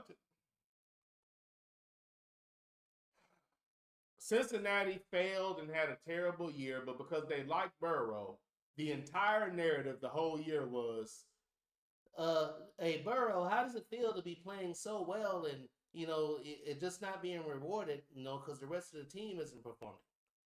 They were kissing his ass even when the team was losing. White privilege like a motherfucker.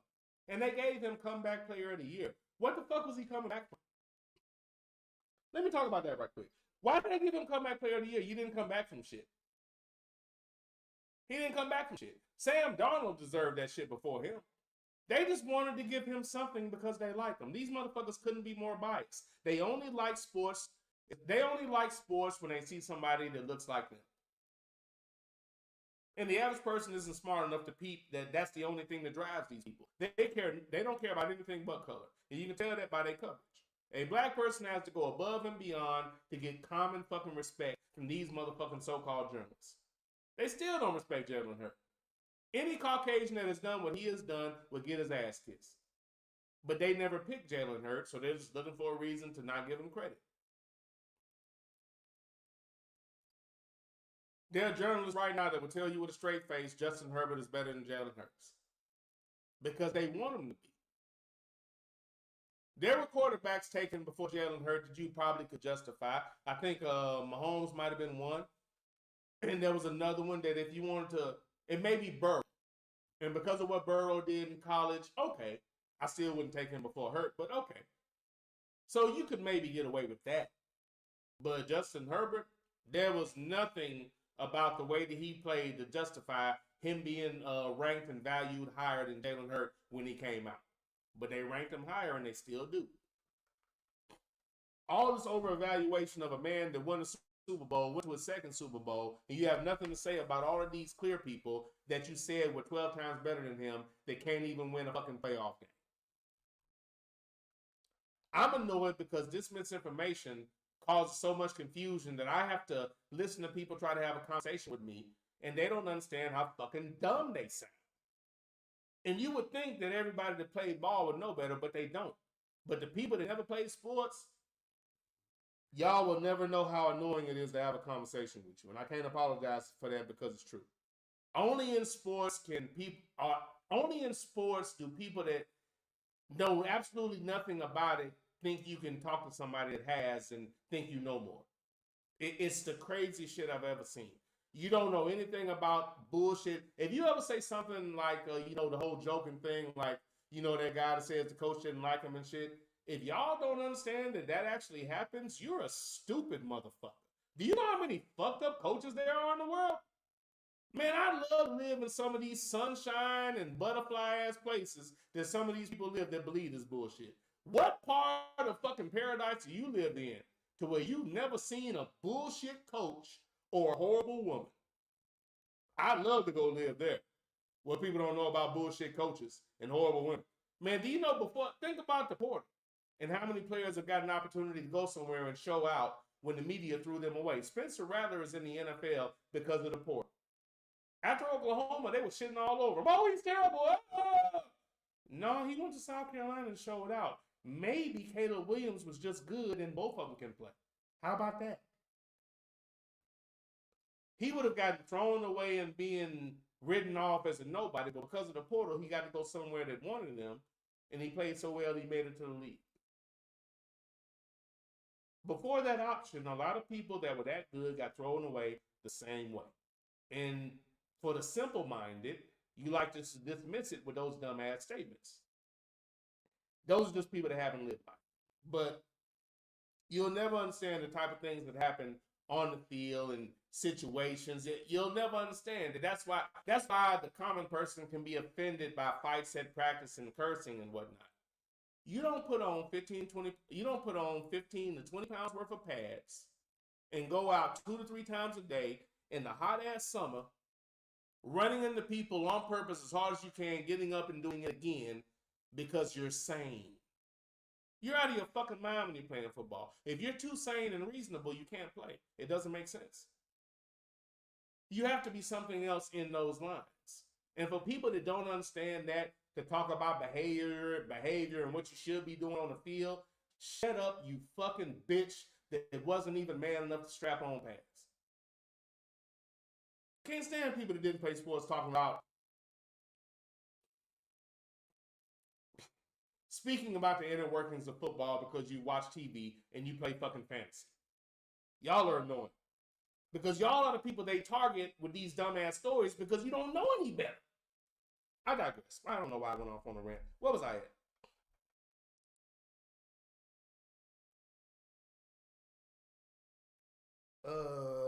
JBJ said, I'm a Floridian and I've never heard of Kiki's, but I've heard of First Watch. Damn. Yep. Okay, that's where it got discovered in Orlando. That's why I know it was discovered at. But my daughter swears by that place. Brother-in-law, QT, sister-in-law, they swear by Kiki's. They swear by it. For me, JBJ said, I'm posting a lot of messages that are being held for review. Come on, man. That's a brittle ass spirit. That is a brittle spirit. Hey, man, apparently,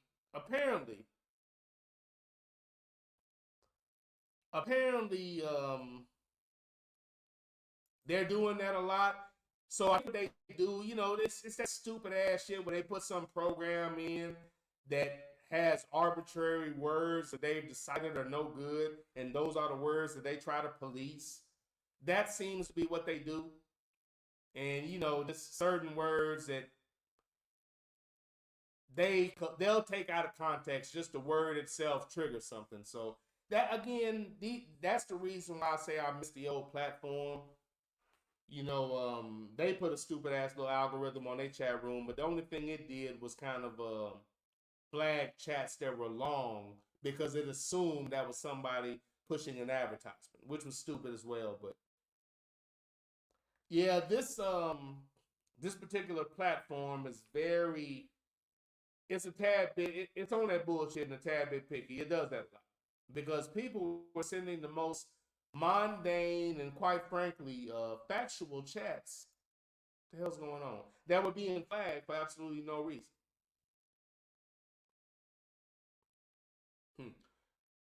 Okay, what I'm doing is apparently way too complicated. Don't understand that. This is wild. Okay, well, let me continue with the chat. JBJ, Sluggo said, JBJ, you got to be quicker than that and talk in code, sir. This is true. JBJ says, Sluggo, you can't even post ass without it being flagged. Come on, sugar. God damn it. Yeah, man,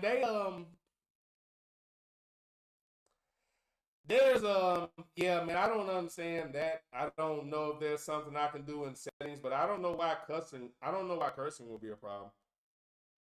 I don't know why cursing will be a problem. That doesn't make any sense. Yeah, I don't get that. I don't get why cursing would be a problem at all. In a chat room with a bunch of grown ass people. I don't understand that at all. So you can't say ass. Yeah, this interesting, to say the least.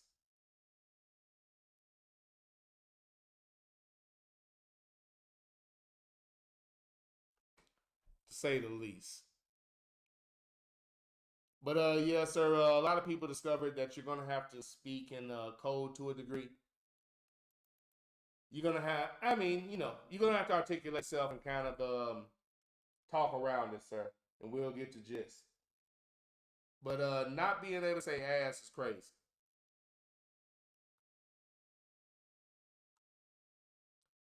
Not being able to say ass is crazy.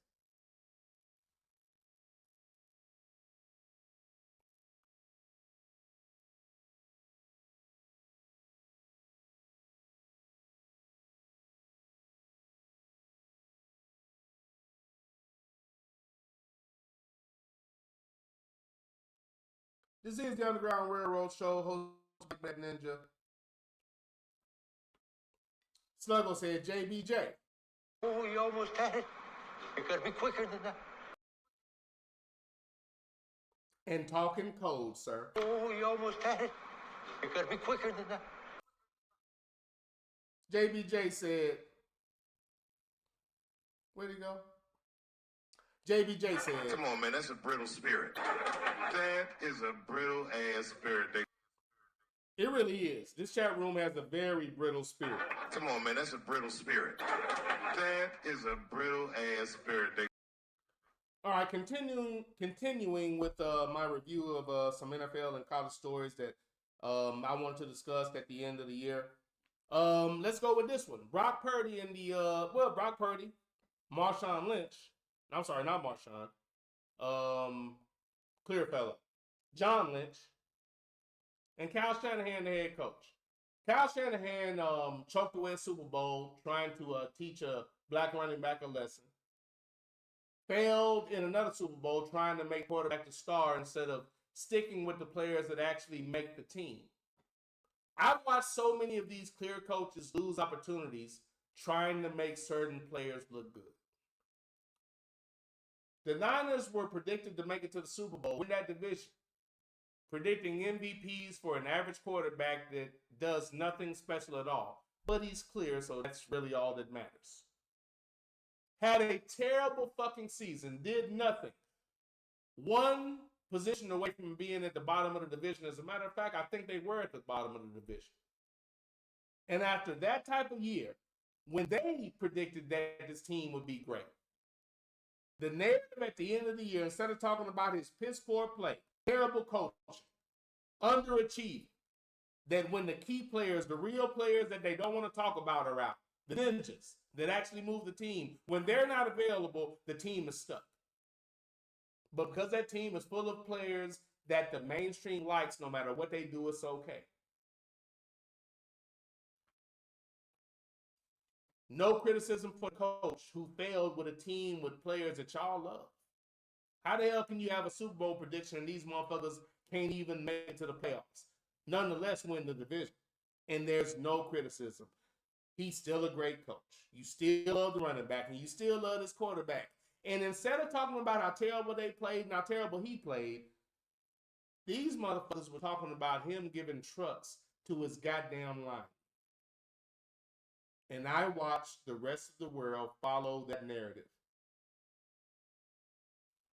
Why would you pick up that bullshit mainstream story?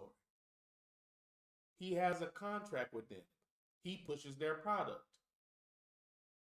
And he either got a deal or put it in his contract that he gets to give trucks to his linemen. So it's a feel-good, oh, look at this great guy story, instead of talking about how fucking terrible he was playing quarterback when you're trying to give one of the most average motherfuckers I've ever seen in my life MVP consideration. Lamar Jackson gets robbed when he should have won the MVP hands down. And you have somebody like that, this average-ass motherfucker who's never done a motherfucking thing, let them be clear, be considered for MVP just because they like the way he looks. Because nothing about his play deserved that fucking type of consideration. And when he fails, they do a goddamn feel-good story on him giving trucks to his linemen. No, motherfucker, where's the MVP? Where's the great team that you motherfucker said was going to the Super Bowl? The great coach, the great running back. Talking about everybody but the people that actually matter. Deebo Samuel and I think Kyle Jennings, whoever the others, the people that actually matter, even the tight end. Those are the players that matter. And you're talking about all these other people who you like on a personal level. If Purdy can't throw the play, if the play is not on time and the design doesn't work, he can't do shit. But it's okay because he's clear. He's average at best. The only reason he gets great evaluation is because they want to give him credit for what the team is doing, because that's what those people do. And when it's Jalen Hurts, it's the team, and it has nothing to do with his black ass. The average clear person likes Brock Purdy more than Jalen Hurts. Not because of their ability to play football, it's because they can't see greatness in black people, which is why they over-evaluate and underestimate every black player. Every white dude is great in their eyes. Brock Purdy is average on his best day. But they like him better than most ninjas that can do things that he can't even fucking dream of. And when he fails, they simply don't talk about it. And most other sheep don't bring it up either. How many people talk about the fact that the 49ers had a piss poor season? No, all I saw was Brock Purdy gives trucks to his linemen. I mean, the starters and the backups. What a great guy. You motherfuckers. So Bryce Young in the second year is a failure, but this motherfucker's great. Look at him give his team trucks. He's about to get paid a big-time contract when nobody with common sense would do it. He should be franchise tag. And they're probably going to pay this fucking nobody. And I'm happy with that because that's going to seal their goddamn fate. Now, they'll get help from the officials. And, you know, people like Seattle with Geno always have to play the officials. And nobody will notice. And, you know, so he'll be okay because the referees always help. And that's another reason why that motherfucker should be criticized. Even with the refs' help, those sorry motherfuckers couldn't pull a win in the season. That means he sucks. And he gets a complete and total pass. Him, the GM, all the stupid-ass fucking decisions he's made, and that goddamn coach that has choked away 2 Super Bowls and continues to bring in players that look like him. And because of that, the media is always going to give them positive coverage. They just keep bringing them in. That receiver, oh, he's so dynamic. I'm not saying he can't play, but the draft, that receiver, where they drafted him, when those other people were available, it's more clear shit. Interesting to me that Purdy had a terrible year, was a complete and total failure, and the only story out of San Francisco is, look at him give his linemen trucks. Things like this are why I say that most people are simple. If you're actually evaluating football and you ever gave the Bryce Young story any validity, if you're not talking about the Niners, you're a dumbass. If you're talking about a quarterback 2 games into a second year, third fucking coach, but you have nothing to say about an alleged great coach with an alleged great quarterback, an alleged great running back, alleged great tight end, not alleged great receivers. That's the reason the team moves. No Deebo Samuel, no, I can't remember the other guy's name. I think it's Jennings, but you take them away, the offense doesn't move. But they're always talking to you about Brock Purdy. That motherfucker's in shit. He's never done a goddamn thing in this league. If he does it one day, I'll give him credit. The only thing he's pulled off is being clear.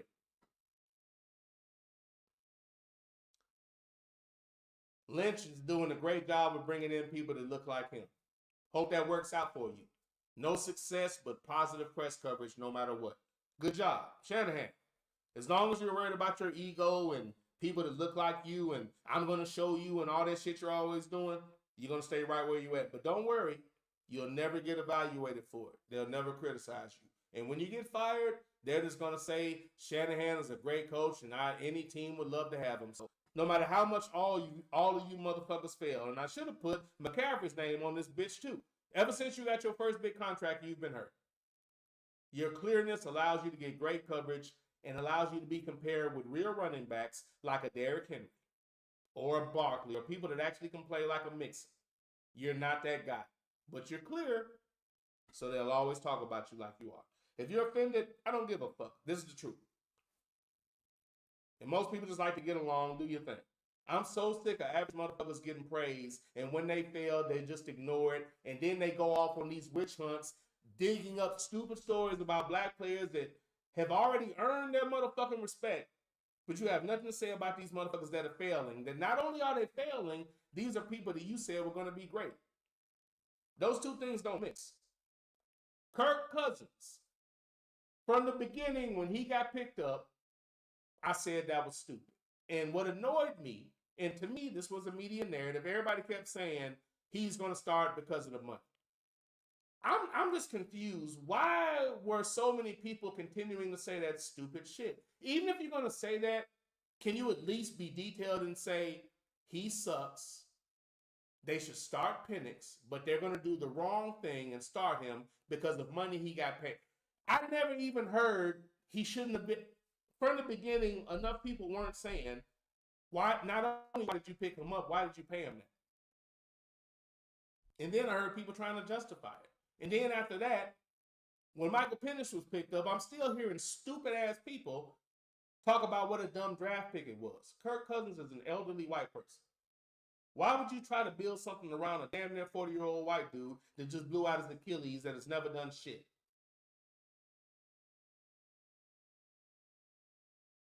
So when Michael Penix comes in, dumb pick, why'd you do that?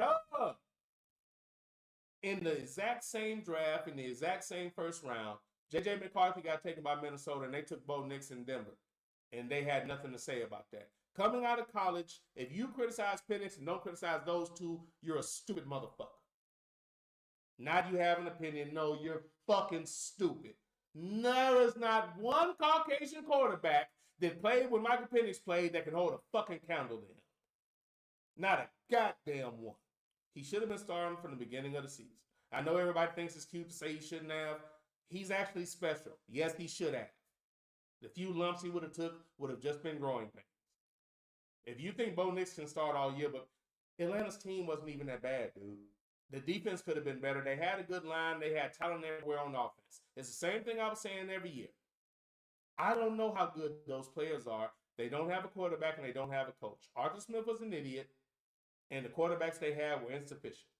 So how the hell would I know how good those players are? As soon as Penix got in there, you saw the ball go to everybody. Because that's who the fuck he is. The entire Atlanta had the year that, and again, people want to talk about, obviously he should have started. Look how they were playing at the beginning of the year. They did that in spite of him. They would have been better with Penix. He wasn't the reason they were winning. He just managed to not fuck it up.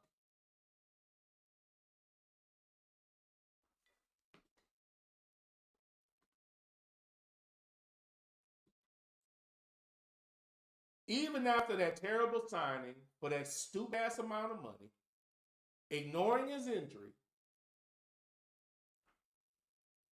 whoever decided to sign him,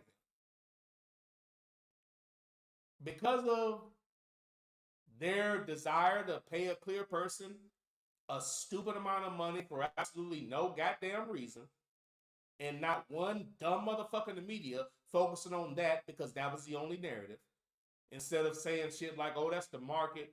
No, this motherfucker can't play and he got paid because he's liked by another clear person. That was a dumb sign.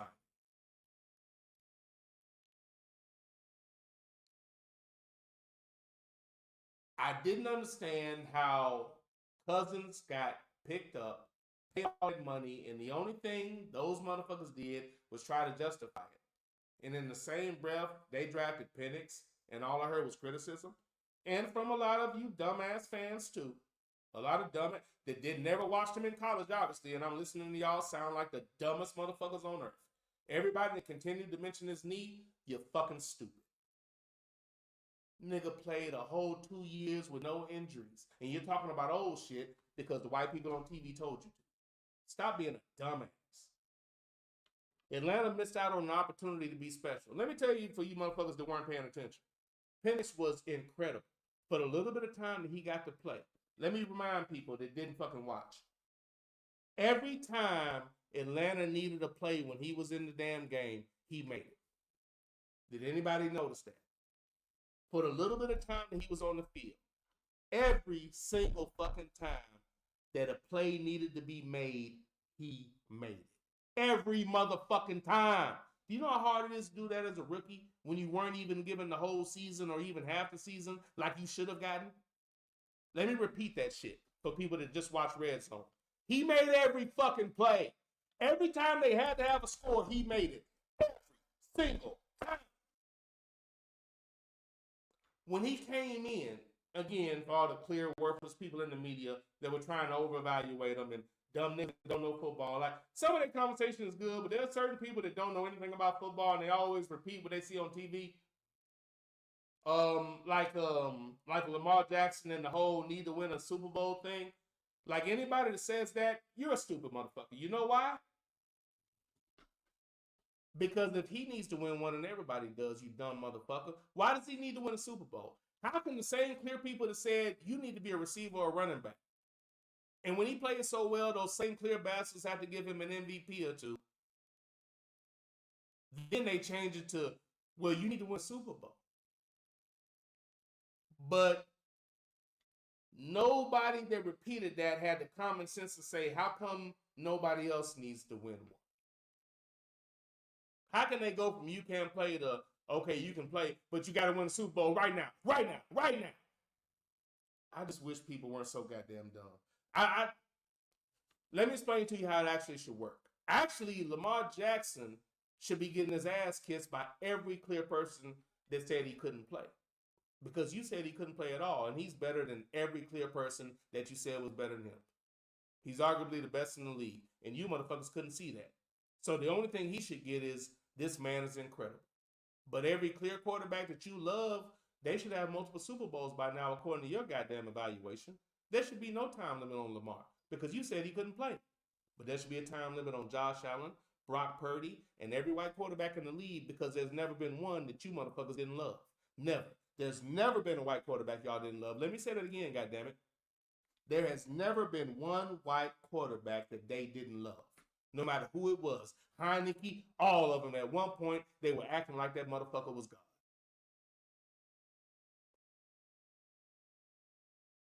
I'll never understand. I'm sorry for ranting. But it just annoys me when I stop and think about that. They said he couldn't play, and when he started playing well, you need to win the Super Bowl. And I got to listen to stupid-ass niggas that look like they've never played a sport in their life repeat that. God damn, you're a bitch. No, he doesn't need to win shit. He has 2 MVPs, he should have 3, and he's not even 30. There's no time limit because a bunch of immoral piece of shit people that need suntan lotion say it is. Brain dead ass. I'm sorry, what else was I at? Oh, I was talking about this shit. Let me do but the entire narrative there. The only thing that should have been said about that is what I said from the beginning. Signing Kirk Cousins was stupid. You got to steal in the draft, start your quarterback. And all I kept hearing was money, money, money, money. Why did none of y'all, do you know how many black quarterbacks have gotten benched for white dudes that didn't make as much as them? And none of the clear people in the media mentioned their money, and neither did y'all. But now it's relevant because they say so? Some people are fucking simple. Cam Newton made more than whoever the fuck it was they decided to put in the game over him, whatever Caucasian that was.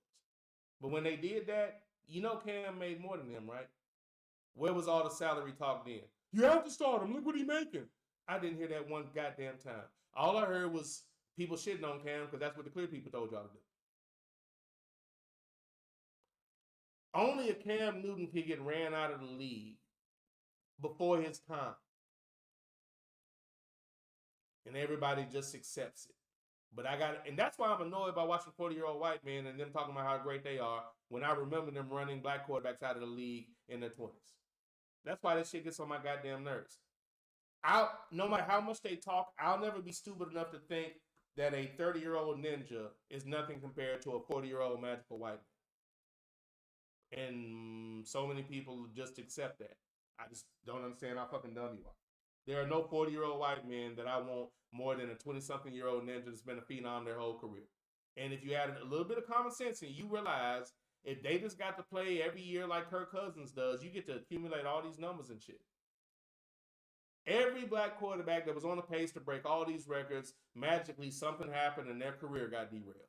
Look no further than Cam Newton and Jameis Winston. And if you're going to talk to me about turnovers, all the white quarterbacks they promote have more turnovers than these ninjas every year. They just don't talk about it. So it's not really about your accomplishments. It's about what these motherfuckers tell most of you dumb bastards. And I wish that wasn't true. But most of us don't think. At all. At all. I digress.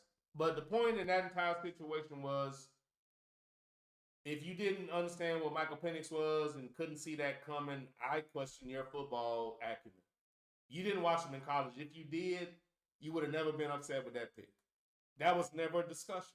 It just got on my goddamn nerves. The only discussion was, why'd you take this pick? No, dumbass. Why did you bring in Cousins?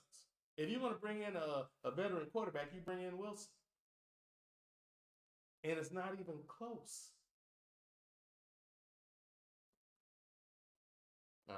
It'd be nice if people evaluated shit based on what they see rather than what they hear on TV. You're going to learn to stop listening to the worst people that ever fucking lived. And I meant what the fuck I said. Worst people that have ever fucking lived. Nobody's this damn blind. Sluggo says, San Francisco is allowing Debo to shop for a trade. That organization is about to be exposed. Yeah, hopefully he goes somewhere else. I mean, go ahead and they got what they want. They got white running backs and wide receivers like they like. And the media is going to say nothing but positive things. They failed last year, and it was nothing but positive press. And they didn't do a fucking thing. Last in the division. But all the press was positive. They got what they want.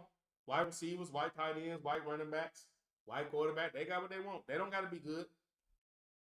I promise you, no matter what they do next year, they're going to get positive press. Cincinnati, they went out of their way to give Cincinnati an easier schedule than everybody in the division as far as like when their games were played, and they still failed. And afterwards, the only thing they got to say, well, Joe Burrow's still great. There's never been a black quarterback in the history of the world to have a great year statistically, and they didn't blame him for the team failing.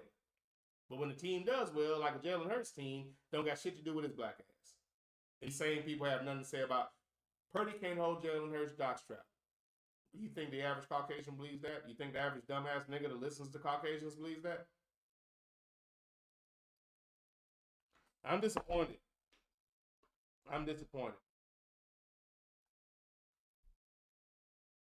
JBJ said San Francisco will be in a world of hurt after they pay that average quarterback. You're right. It's fact. Sir, as JBJ says, hang in there, whites. Sir, I'm limited soundbite wise, man. I'm that's one thing I'm frustrated about. I don't have enough spots, and going to get it is not as easy as I would like it to be. So it's annoying. Sir. It's annoying. Sidney Jackson said the 49ers are about to overpay Purdy, who is an elite, and now they're about to lose Deebo Samuel. Yeah, if they do that, they're going to get exactly what they deserve, and I'm here for it. But I tell you what they won't get, any negative press. I don't care if they go 0 and whatever. It's still going to be positive press. JBJ said, I cannot co-sign on the hate of Gator great Ricky Pearsall. Even C.J. Stroud praised him. White man, just a joy to be around. I mean, what else is he going to say? Look, I'm not saying he can't play. I'm saying since he's white, he's going to be elevated to levels he shouldn't be elevated to. And I'm saying 1,000%, him being drafted where he was drafted at was stupid. And it was because he's white. There were people available that you do not pass up for Ricky because you like how he looks, which is why he got drafted. And that's a privilege only afforded white people. So that shit annoys me. But, do your thing. He can be for them. But that's not what moves them. That's not what makes them great. He can be okay when you got other people garnering attention, but go ahead and make him your number one and try to use him like Deebo Samuel and see what that shit gets you. Sluggo said, Cousins claimed he wasn't hurt mid-season, and that he said he claimed he was hurt mid-season, and that's why the losses started to pile up. Stupid is as stupid does. If you were hurt, then you're selfish because you should have been sitting down, but either you or whoever paid you wanted to justify your signing, so you were going to play regardless, even when you should have been sitting down. That's not positive. You should have been sitting down, and the team would have been better off. Motherfuckers is selfish as fuck. That makes absolutely no sense.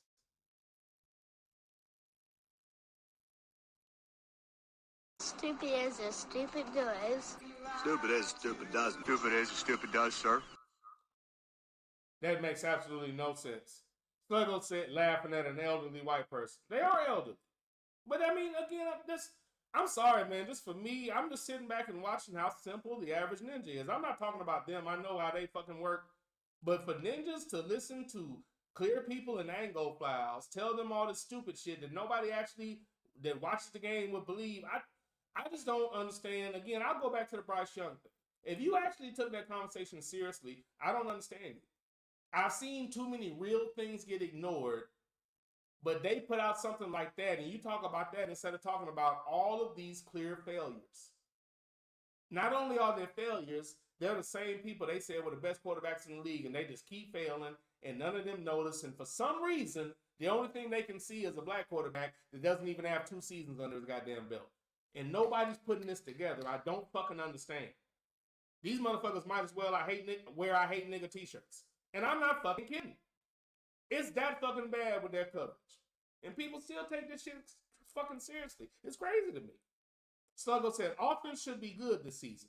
Penix will probably bail the front office out of their boneheaded decisions.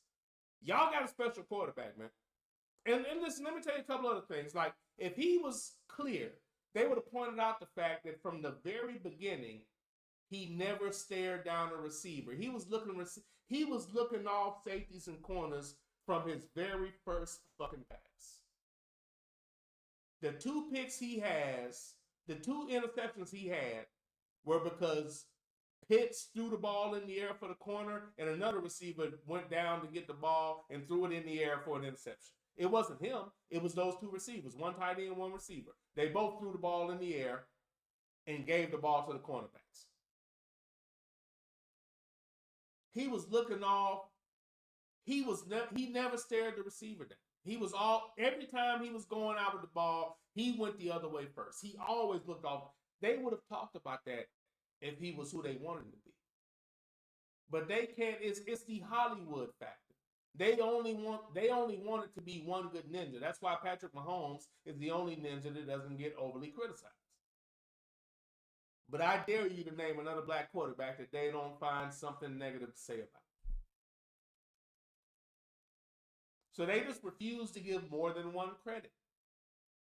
The only reason we didn't get to see Penix do the type of shit that Jaden got to do this year is because Jaden got to play all year. If you would have put Penix behind that line with those running backs and that talent at receiver and tight end, and yes, there's talent there. Game plan matters and quarterbacks matter.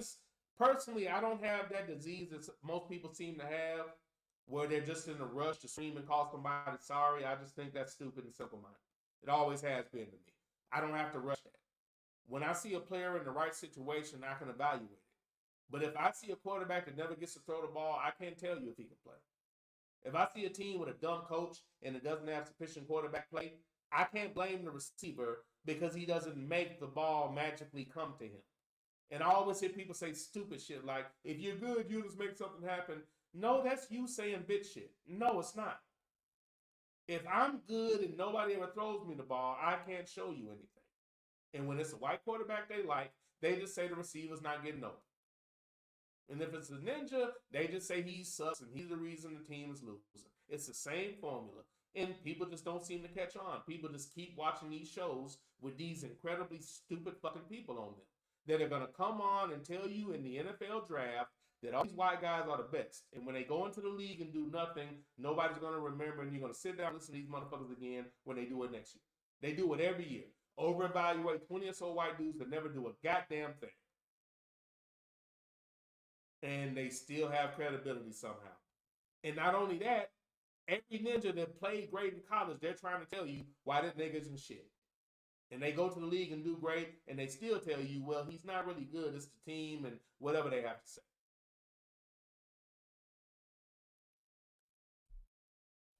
Shit's incredible. But along the lines of that, offensively, yeah, I think y'all will be fine. Defensively, I'm outside looking in. I'm disappointed y'all didn't pick up Steve Wilkes. I don't understand that. I think y'all should have picked up Steve Wilkes, but I don't know. I mean, we'll see what happens. But Steve Wilkes was right there. I don't understand. Sluggo said Cousins looked horrible, but the prevailing narrative is the new team he's going to join. His ass should be out of the league. And again, this is what they do with all these elderly white people. When they fail, it's always he gave trucks to his linemen, or he needs to go here and take this job away from this nigga.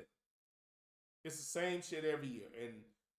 And again, I don't know why anybody that looks like us would listen to these motherfuckers that, from their actions, obviously dislike everybody that looks like you. It's like being on but they're not even like trying to hide it. It's so obvious how fucked up they are. I just don't understand why ninjas watch this shit. I just don't. I really don't. JBJ said, let me find out you can't curse on Twitch. Oh, sorry. That's not right. Hell no. JBJ, these combinations, bro. This platform is really, man, I don't know what the soundbite game is going to be on this platform, man. I really don't. I can tell you what I'm going to have to do at best if the chat room's moving the way I want it to. Some of the stuff I can kind of grab here and there, man, but basically it's going to take a while to get used to it. So once I get this down, I'll be able to get back into the soundbite game like I want to. But right now, the way this shit's set up, the functionality of this is just not set up for me to run my soundbites the way that I did. And that's disappointing because that's something I took pride in. Especially the way y'all jumped into it. JBJ is stupid. Wait until Twitch catches on to Ninja cursing up a storm, and he will be discarded.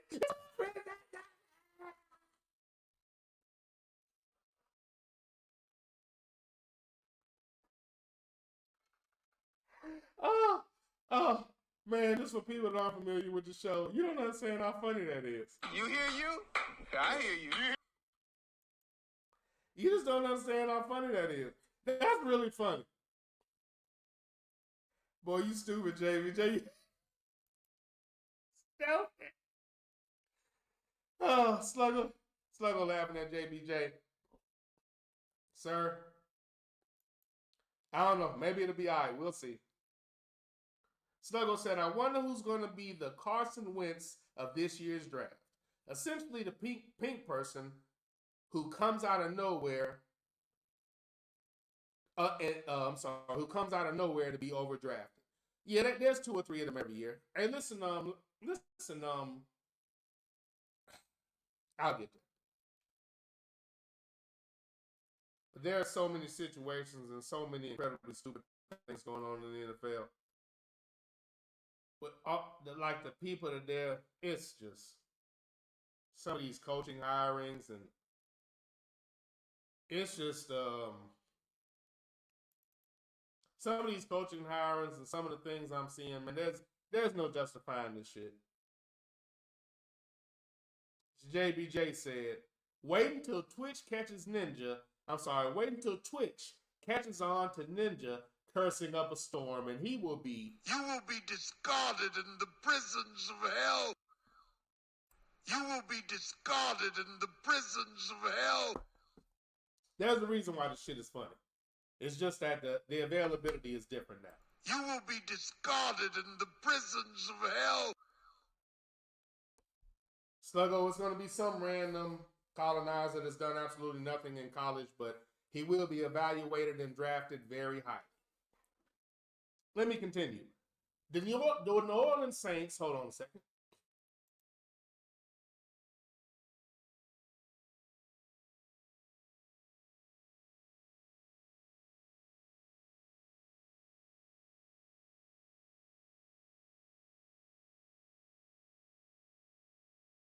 My apologies. Another random thought, man. What is the name of that damn tequila?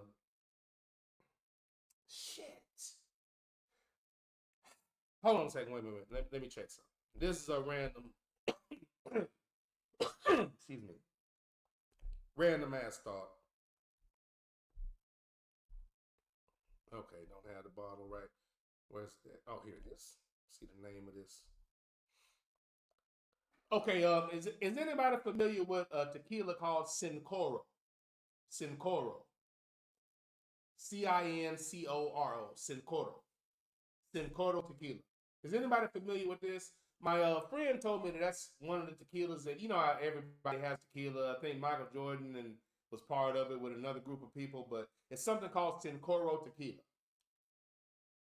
And I told y'all that I go to, when I go see T in Nashville at Fitz, I'll go to, like I told y'all, everywhere, the liquor's cheaper than everywhere. The liquor's cheaper everywhere as opposed to where I live at. Like, so no matter where I go, if I leave Alabama, the liquor's cheaper.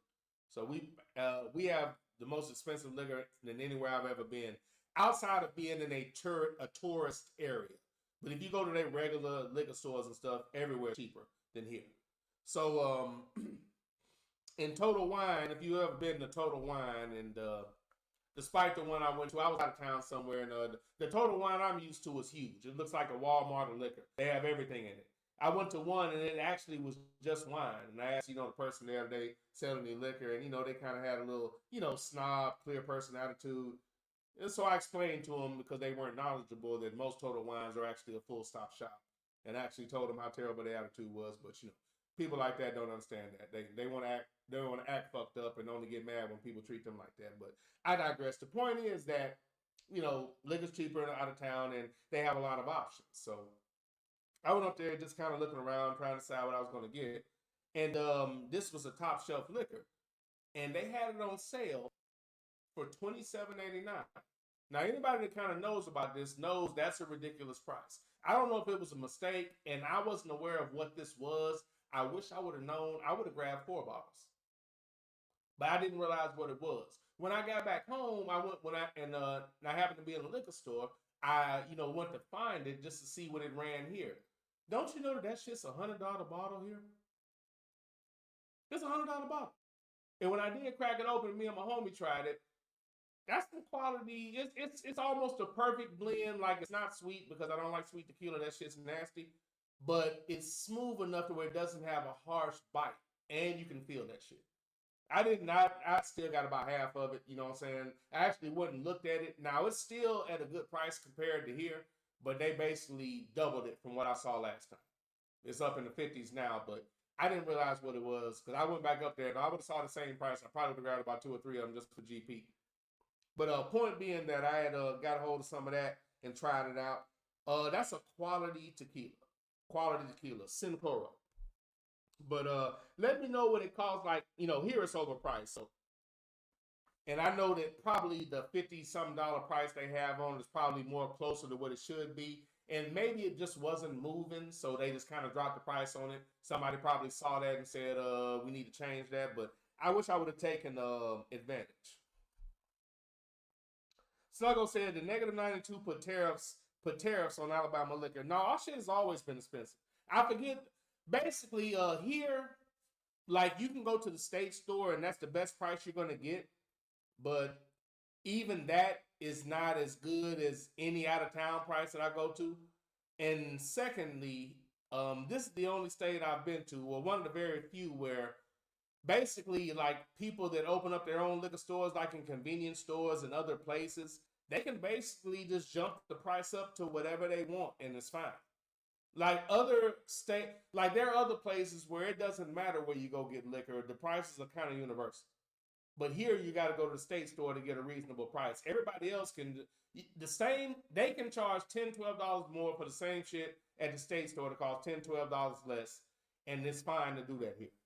So, you know, in comparison, our shit is overpriced in comparison to everywhere else that I've been. There hasn't been one state I've been to where the liquor costs more than it does here. Not one.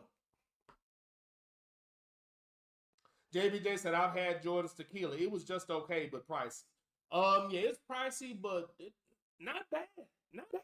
It wasn't, it's, my friend described it as a good blend, and that's what I'd have to say. Another thing about it is, you know, the quality, you know what it is when you really feel it. When you kind of sip it or whatever and you can feel it, that's what kind of tells the tale for me and how smooth it is. Not bad. Not bad. Not bad. Snuggle said, no, sir. JBJ saying it was just okay, but it is pricey. It is pricey. Snuggle said, why is alcohol more expensive in Alabama? Sales tax? I think it's a matter of sales tax and some other bullshit they did. JBJ said the bottle design was actually better than the quality after I had it. I screamed, what was that? Hey, listen, the bottle's super pretty. That's why I grabbed it. And I don't know, JBJ. I don't know if I agree with you on the lack of quality. I actually like the taste of it and, you know, how it hits, to be honest with you. But now, having said all that, I understand what you mean because there are still other tequilas I'd rather have than that. To me, I'm still a Patron Silver cat. To me, Patron Silver's still one of my go-tos, still, to this day. But I still have some of it in there. I'm not even on it right now. I might go pour up a shot just for the fuck of it, but I kind of evaluated it, tried some other tequilas. You know, I'm kind of stacking up my bar a little bit, getting a few different options. Now I'm on moonshine tonight, but I kind of liked it, man. I kind of liked it. Quality of it as far as how it hit and the taste of it. I kind of liked it, actually. Kind of did. JBJ said, yep, it was $100 up here too. Dang. But it was a present. I think the añejo was the best flavor, but I didn't have it. Okay. So, and I got the silver. I'm a silver guy, but Terramana Reposado was really good. The añejo and others is good, but they're like Terramana añejo, I don't like it all. It's kind of sweet, disgusting. The Reposado, like Terramana is very popular. Like it doesn't matter where I go, the price on Terramana is not moving much, which lets me know people are drinking the hell out of it. But the Terramana Reposado, hands down, is the most popular. Their añejo isn't good to me. The Terramana añejo is, because I'm a clear liquor person anyway. I'm a silver guy, and if I do Reposado, I don't want that. I don't want anything that makes me think I'm drinking brown liquor, for real. I understand the barrel and the aging, but Terramana Reposado is good. De Leon, I think it might have been añejo. I don't even think it was a Reposado, but I think the De Leon añejo, I think I was good with it. It might have been a Reposado, but I was good with it as well. But the Terramana añejo is terrible. But Terramana, that's a good tequila too. The Terramana Reposado, everywhere I've been, everybody's up on that. I don't care where I've been. Now, if I mention that, everybody knows about the Terramana Reposado. That one's selling pretty good. JBJ said, Ninja, it wasn't bad, but for $100, I was expecting more. You know what, man? I'm going to bomb drop you. You're right. For $100, you should have taken that. You know what? That's okay. You know what, JBJ? You know what? Let me, JBJ. God damn anybody who doesn't glorify his work. You know what? Preach, sir. Preach. Amen, preacher.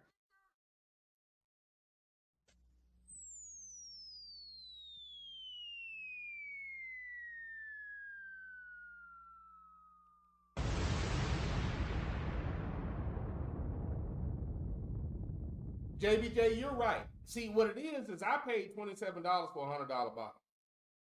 So I'm looking at it like that. If I had paid a bill for it, I probably would have had a different take. But I was a little worried. I didn't know what I bought, but I knew it was a premium liquor and it was top shelf. And the bottle looked so crazy. I was like, fuck it, let me try this. I actually have some, I have something else I haven't cracked open. Is it Abuelo? Abuelo is grandfather. It's either Abuelo or Brino, but I got some, I'll go in there and look at it. But I got another bottle in there that's top shelf that, they had had a decent price on it. I'm just trying some things out. This is top shelf liquor. It was around 28 or so. And I know it costs more than that normally. So, I'm giving it a try. Because, tequilas, I'm kind of, tequila is one of those liquors where you can try different things. So I usually keep some Terramana Reposado. I might get some Terramana Silver. De Leon Silver, I'm good with it. De Leon and Añejo is cool. I'm not the biggest Don Julio person. I do not like, what is it, Casamigos? I don't like that shit. It's too sweet. I don't like that shit at all. It's got a sweet taste to it. That I don't care for that shit at all. But, sir, the whole kind of that bomb drop and everything, you're right. For $100, I would have a different view of it, too. $100 bottle, I'm probably expecting that shit to damn near taste like water, but hit me like a sledgehammer. And it wasn't bad. It wasn't bad, but I understand what you mean. For $100, I probably would have felt differently. But what you said, Ninja, it wasn't bad, but for $100, I was expecting more. Woo! Jesus. You know what? For 100, I would actually expect more. Woo! Jesus. Myself. Sluggo said it was 27 because people kept leaving it on the shelf at 100. And you're 100% right. You're 100% right. In my mind, I'm like, this isn't selling well. That's why they got it at 27. But for 27, it's a damn good buy. and honestly, right now it's at 50. That's not a bad buy for that. But if I want to, burn that 50 on it, I'm going to go ahead and get something I really, I'll go back. I'm a Patron Silver, Patron Añejo is cool. It's very smooth. It didn't bother me. You know what I'm saying? It's just that, some people's Añejo isn't good. Terramana, as good as their tequila is, their Añejo, they missed the boat on their Añejo. The Silver's good. The Reposado is great. But their Añejo, that shit tastes like brown liquor. That shit tastes like brown liquor. And you're right, Sluggo. You're right. All right, let me continue with a couple more things here. And I apologize. I perhaps may end abruptly. Again, I'm kind of checking the audio out. I know I still have the cows. And I know I shouldn't put them on airway, but I may. But if I do, well, what am I sitting on? Is it even Wednesday yet? It's only Tuesday, right? I'll give y'all another bonus show. I can almost guarantee it. Because I'm still trying to see what's up with this platform. And I'm not going to get through all the shit I want to talk about either. The New Orleans Saints. I think you're right. JBJ said Terramana is the Rocks tequila. You're right. It's that shit doing well. Like the Terramana price, that shit ain't going down. The Terramana Silver here is staying right around $31.30. But that Terramana Reposado, that price keep jumping on that shit. 32, 34, 36, 38. It keep jumping. Because motherfuckers keep buying it. It's up to about 35 or so right about now. 35, 36. But the Terramana Reposado, everybody's up on that. That's a good tequila. I can recommend that one. Terramana Rep, good tequila. Good tequila. New Orleans Saints. They were projected to win the NFC South. Not enough evaluation of Dennis Allen. He just got fired, and that's it. No criticism, nothing. Gets another job, that's it. Carr at quarterback. Quietly failing, that's it. Nothing. No, they need a quarterback, they need to change. Nothing. Just quietly failing. The Saints won a few games initially and fell completely off. The predictions that the mainstream had for them did not come to fruition, but for some reason, there was no evaluation of why they failed. The only good thing that they did was giving Spencer Rattler some reps. I hope that Rattler gets a real opportunity. Hope so. The other side of this, they're not getting criticized for having a terrible season.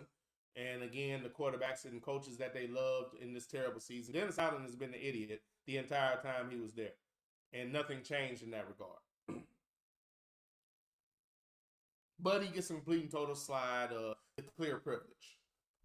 The other side of it is the Saints continue to be dumb as a franchise. They hired Kellen Moore as a head coach. What the fuck are you doing? You don't have Jalen Hurts. You don't have that defense. You don't have Saquon. You don't have A.J. Brown. You don't have the book of Devontae. You don't have that tight end. You don't have that line. What are you doing?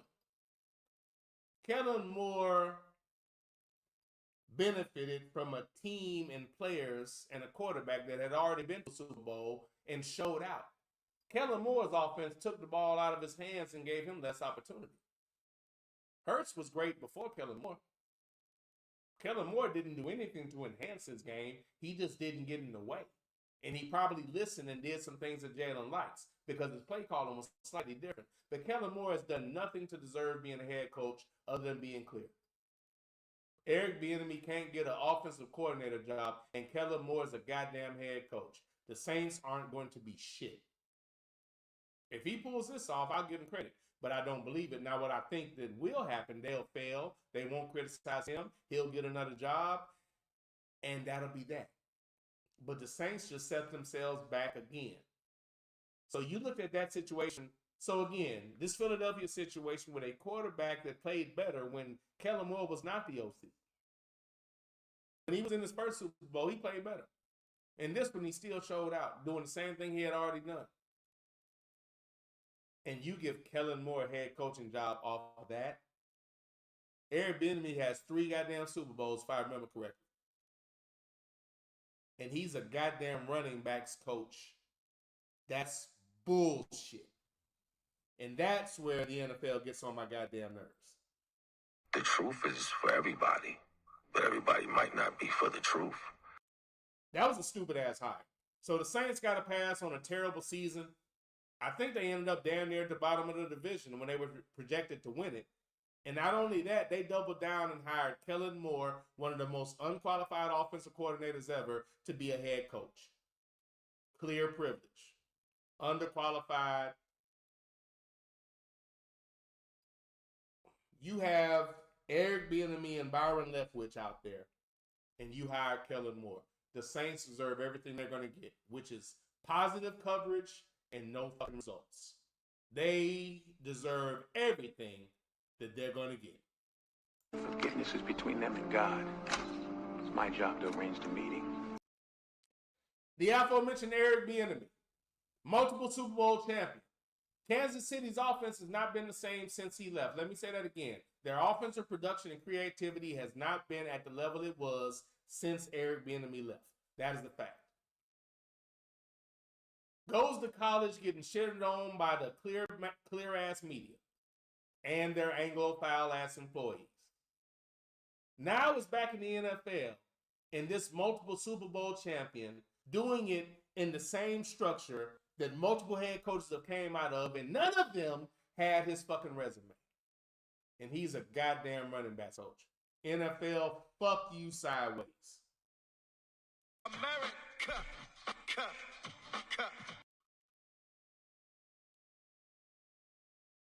He looks harmless, pathetic even, weak chin, pale complexion, but I assure you he's dangerous. White man just a joy to be around. They smell like lemon juice and pledge furniture cleaner. That Eric Bieniemy shit is fucking crazy to me, man. If you look at some of these people that have gotten hired, there's no justification. But the mainstream definitely tries to justify it. The Eric Bieniemy thing is complete and total bullshit. And another reason that I feel justified in my evaluation of these people making all of their decisions based on color. Color is what they care about, and their actions prove that.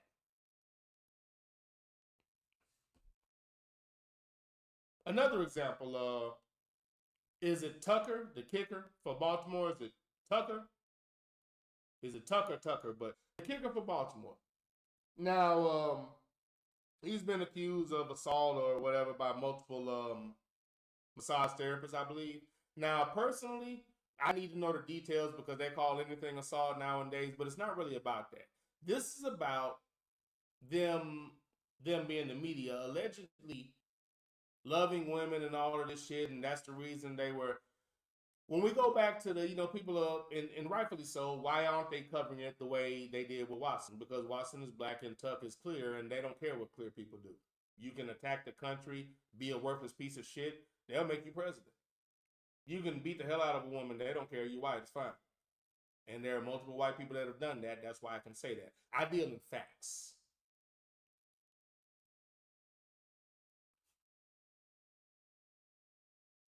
I'm not really going to talk about what I think about the charges, if they're true and whatnot. I'm not going to get into all that. I don't know what happened. What I'll say in the Watson case is that if his black ass had actually done something, they would have kicked him out the league and the law would have taken action. But as a black man, as much as they tried to, they couldn't come up with a case because there was no case. There were some women that decided that in this situation, I'm being given an opportunity to get some money, so I'm going to get some money.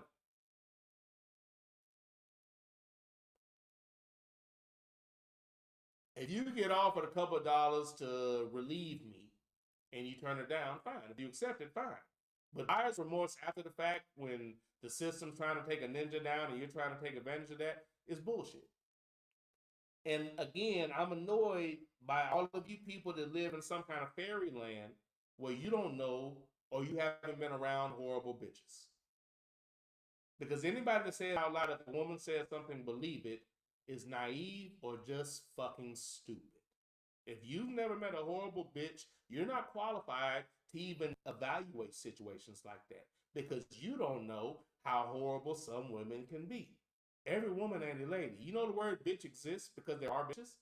You know, in a country that tells certain groups of people, if you do this to hurt this group of people, we'll help you out. So when you give women the power to take a black man down using the system, a lot of them can't wait to do it. They feel it's their right. And if you allow them to come up and convince them they're a victim because they chose to do something and now they can have buyer's remorse, most of them are going to take advantage of that, especially when they see everybody else doing it. If that ninja had done anything, his black ass would be in jail and out of the league. He didn't do anything, therefore, they tried to destroy him in the court of public opinion, which works. And again, I'm frustrated by black people that jump onto that. In this world where white people are so fucked up, and yes, I said it just like that, voting in a racist, a terrorist, ignoring police murder because they're just murdering ninjas, they don't care. In this world, you're taking them on their word for anything. Police kill ninjas on tape. They let them off, but speculation and niggas all over the news. It's just the type of man that's being bred nowadays. I don't get you. But point being, it's really not about, I want to make sure I said that about Watson. This is a ninja. If he had done anything, even if he didn't, they would have got his ass. They couldn't get him because he didn't do anything. But it didn't stop them from running the media and the press. So that's my point. Once again, I say what I say because of their actions. If it was about women, Tucker, whatever his name is, Tucker will be getting the same coverage. He's not because he's white. It's that simple. And until that's said casually without bitch ass niggas looking around worried about what some white person thinks about them telling the goddamn truth, things really can't change. They're not going to change. They're going to be fucked up. But what can change is black people being stupid enough to listen to their stories. I can't say what happened in those situations with the women. I can't say that for sure, but what I can say for 100% certainty is that the media covers things when they're trying to destroy somebody. They wanted to destroy Watson, that's why they covered it. They don't want to destroy this white boy, that's why they're not talking about it. And they do that every single time. I can call them fucked up because of their actions. Everything I say, I back up with something. It's just that we've gotten to the point where what the internet has done is given a lot of bitch ass people a platform. People that otherwise wouldn't open their mouth, but when they don't have to be held accountable, they love to talk. And so many people can't wait to repeat what they're being told, and it's weird to me. But I discovered a long time ago that most people don't have original thought. Most people hear things and repeat it. And I didn't realize how bad that was until social media. And that really allowed me a clear view into how shallow the average mind is. And it's some sad shit. It's some sad shit. I'm saying this out of frustration. But yet and still another situation where Again, to me, the media just might as well wear "I hate nigga" t-shirts. They go after who they want to, which is why when they go after certain players and they ignore things like this, it's why I never participate. That's why I never talk about any bullshit mainstream narrative where they're magically going after a ninja while ignoring 5 or 10 things that clear people have done that is a fact. But they're trying to destroy a ninja on speculation. You'll have factual situations. Raplesburg, Tom Brady cheating, Wheeler beating a woman into unrecognizability, Porzingis raping a black woman while punching her in the face. Nobody covered it. But if they speculate and start a rumor about a ninja, most dumb motherfuckers will have it on their social media. I'll never understand it. I don't strive to be like that. That's not my goal. I don't look at that as something. I don't look at them as the other side. Obviously, a lot of us do because you can't wait to agree with them. Y'all motherfuckers are weird to me. Let me read a little bit of chat and then I'll get into a few more of these stories. I'm not going to get to all of them. I got a lot of things I want to talk about, things that I feel like the mainstream won't cover. So I'm going to get into a few of these things. Let me catch up on whatever chat I have in here. Where are we at? Sluggo said, no, the Saints aren't serious about football. Moore hasn't done anything to get a head coaching job. No, he hasn't. Nothing at all. But team won the Super Bowl. Let me just give the OC now. I'm glad for Philly because they just helped Philly out. Philly can actually be better if they go get the right OC.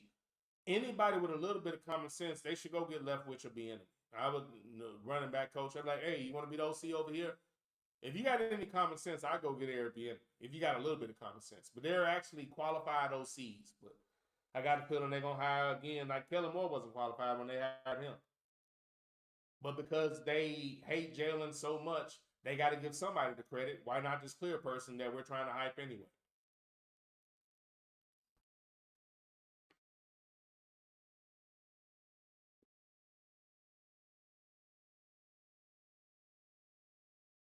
This is the Underground Railroad Show hosted by your boy, that ninja. JBJ said, Amen, preacher! Sluggo saying, yep, it's Tucker. I was forgetting his damn name. Sluggo said, I'm sure there's a lot of screwing during those off-day massages, but now it's lucrative to scream assault. Yeah, facts. And most people are scared to say that shit. See, again, like, you know what? I'm not going to bother. Let me explain something to people that don't understand how life works.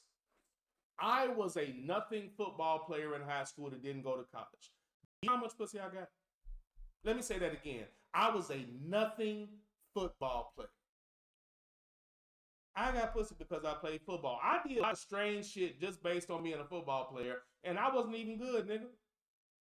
Y'all, I don't get people that don't understand how life works. Nobody in that position has to work hard for pussy, dude. And asking a woman if she wants to fuck or if she's willing to do something for a couple of bucks, that's not fucking assault.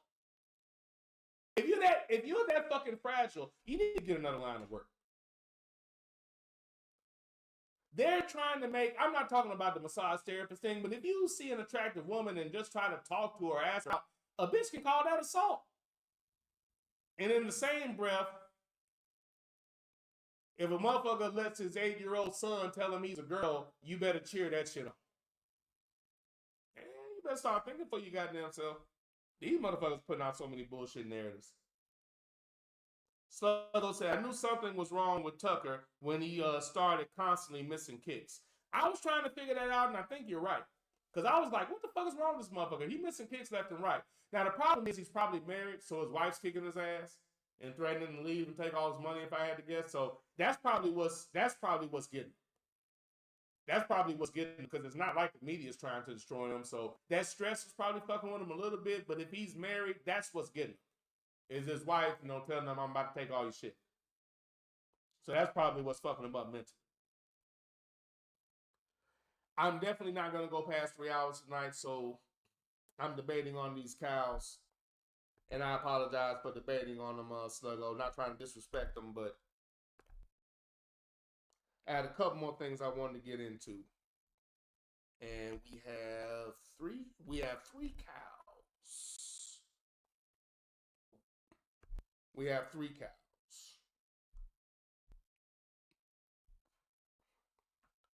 Sluggo was saying I can put them on layaway. All right, sir, I appreciate it. Appreciate not taking offense. Let me give you one more good story, maybe 2, or maybe not story, but an observation. Are any of you aware of the situation with Greg Brooks Jr.?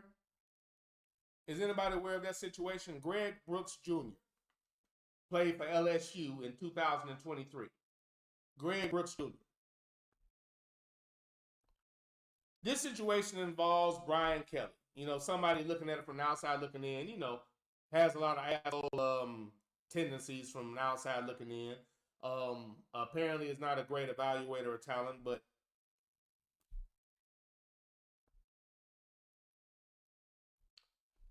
Greg Brooks was a safety. And this is the part that matters. I'm not going to read Brian Kelly's disclaimer, but they say he refutes allegations from Greg Brooks Sr. These are the comments from Greg Brooks Sr. And I wasn't aware of this situation. This happened in 2023. And I want you to keep something in mind. This is the same NFL and the same football world is screaming about how much we care about players, player safety and health. That's what matters. You know, targeting rule, throwing players out of games, all of this shit. This is what matters. Nothing's more important than the player's health. All these bullshit ass commercials, which again, get on my nerves because I'm looking at the actions and I know it's not sincere. So again, Greg Brooks Jr. This is his father speaking. And I'm not going to speak on Brian Kelly's words because I hear this bullshit. Let me tell you what the father said that's not refutable. Quote, "My son almost lost his life, coach," Greg Brooks Sr. said, claiming his family had not heard from Brian Kelly since October 2023. Quote, "Where were you? Forget about football. Pick up the phone and say you love the kid, man." Brooks is suing LSU, alleging that the university was slow to have his symptoms checked out and then allowed an unqualified physician to perform brain surgery in September 2023, shortly after he was diagnosed with medulla blastoma. This is what happened. Now, keep in mind the narrative of player safety. This is why the targeting rule and all of that shit annoys me, because that's just for show. Things like this are what matters. You know, that shit on the TV, oh, we're throwing this player out so we can pretend like we care so we don't get sued. This is what actually matters. This is what actually happened. Brooks, sir, well, before I get there, let me read what actually happened first. I didn't mean to go that far.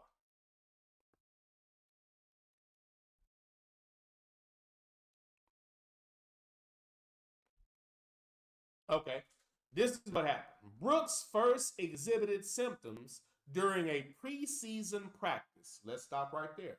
He showed symptoms during a preseason practice.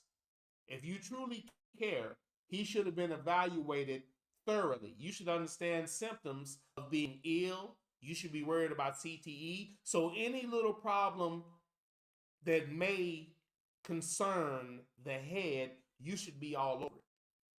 This is when you should be diligent, not the hey, look at me bullshit with the flags. The lawsuit said, including nausea, dizziness, and headaches.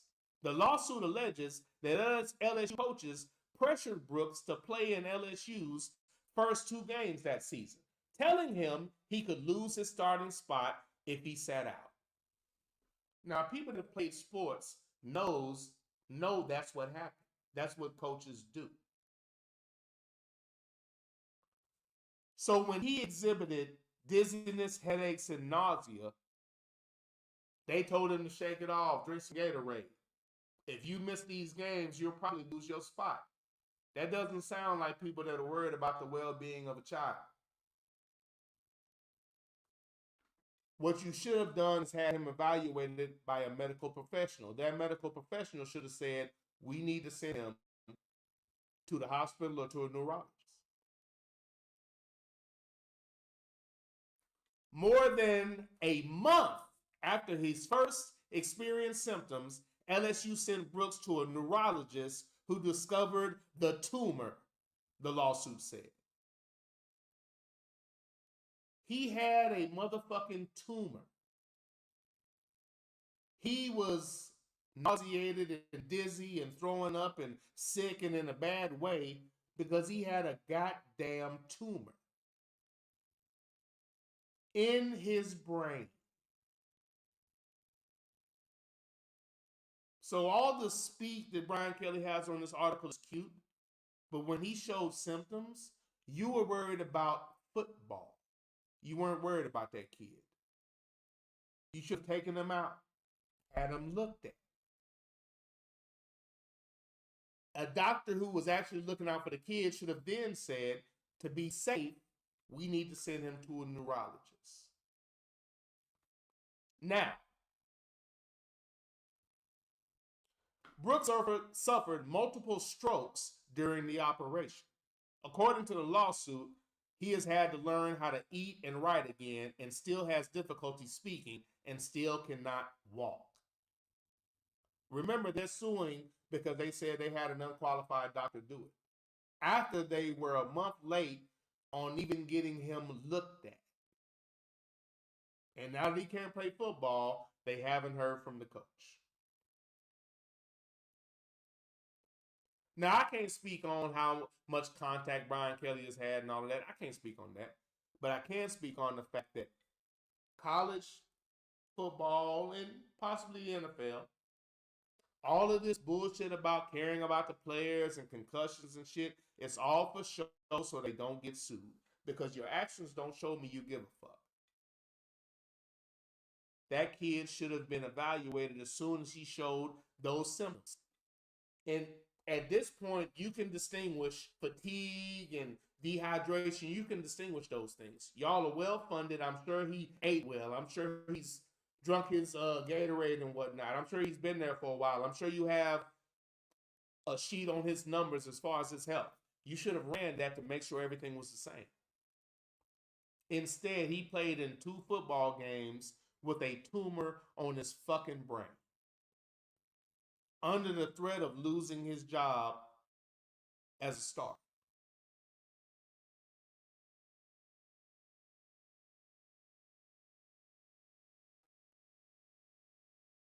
And when he had his surgery, there were so many complications that this young man can still not walk, as he has not heard from his alleged head coach that was supposed to look out for him like a son.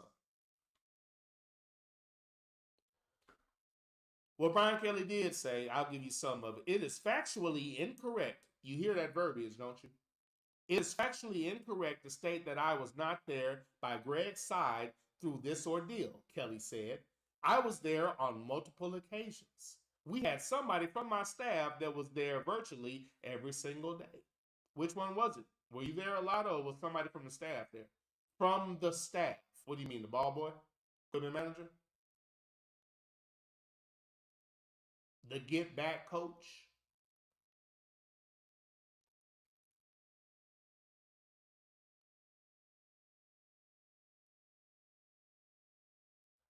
We love Greg, Kelly continued. We love him for the person that he is, for the competitor that he is, and the battler that he is, and can only wish him continued progress as he goes through an incredibly difficult time. But it was important for me to set the record clear as to my care or my love for Greg. Set the record clear? No, you're being sued and you're covering your ass. This post-speak means nothing, coach. A month after he showed symptoms in pre-season. And again, if you play sports, you know what the coach said. You know that man isn't lying when he said he was threatened with losing his job. You know goddamn well he wasn't lying. I pinched a nerve one time. This is when I kind of lost respect for my coach, period. But I pinched a nerve one time. I had never done that before. If you've ever done it, it's not comfortable. I hit somebody, and as soon as I hit them, the nerve got pinched. Dude, it felt like something broke. My neck went to my left shoulder, like, like down on my shoulder, and I couldn't move it. When I moved it, it felt like something was going to snap. It was extremely painful. My head was literally on my shoulder. I couldn't move it. And I went to the side with my head on there, on like that. You know what I'm saying? And without even asking me what was wrong, without even assessing the situation, you over here acting like you hurt. That's what the coach said. And if I wasn't so hurt, I would have hit him in the face with a helmet. But I couldn't swing my helmet because I was actually injured. But that's the type of shit that some coaches do. Now, a lot of that is tough love, and I get it to a certain extent. But as a coach, if a motherfucker comes to the sideline and he can't move his fucking neck off of his goddamn shoulder, I'm probably going to look at that. And things like that happen on the field all the time. And bitch motherfuckers that have never strapped on pads, you don't get it, so please shut up. But instead of actually looking out for the kid, they threaten his job. That's what actually happens on the field. So things like that are why I hate all these fake ass commercials and all this shit acting like they care when I know they don't. If you cared, that man would have been taken care of. And that would have been a story. It would have been mentioned. Y'all haven't mentioned that because you're worried about getting sued. He should have had top of the line care. If they're calling it an unqualified position, that means for some reason you wanted to use somebody that was associated with y'all. Maybe it saved you money. Maybe he was paid for already. I don't know. But he should have received the top care, the best care possible. Best care possible. I just find it interesting that Brian Kelly is not being held to task over this. And maybe he is. The reason why I don't think it's a mainstream story is that the usual suspects haven't talked about it. There are certain people that regurgitate what the mainstream talks about. I haven't heard it regurgitated in those circles. Therefore, that tells me this isn't being talked about. So again, first you have to care. This isn't being talked about because they don't give a goddamn. The media doesn't care. They're not worried about a kid. They don't really care about a kid's health. And that's why all these stories and whatnot, I'm annoyed by that because I know at the end of the day, I watch actions. And stories like this show me that their actions say they don't really care about the kid. Even if you made a mistake and you thought he wasn't hurt, I can't think of a solid reason not to have him evaluated properly medically if you're claiming to care about a kid's health. That I don't understand. So I found that story interesting, man. Speedy recovery to Greg Brooks Jr. Sorry for what happened to you, young man. The tumor was there, but you shouldn't have played 2 football games with that. You shouldn't have had to deal with endless practices, 2 and 3 a days. Probably doing whatever to continue to play when you're in pain, when you're nauseated, when you're hurt. And the people that were supposed to look out for you and take care of you did not do that.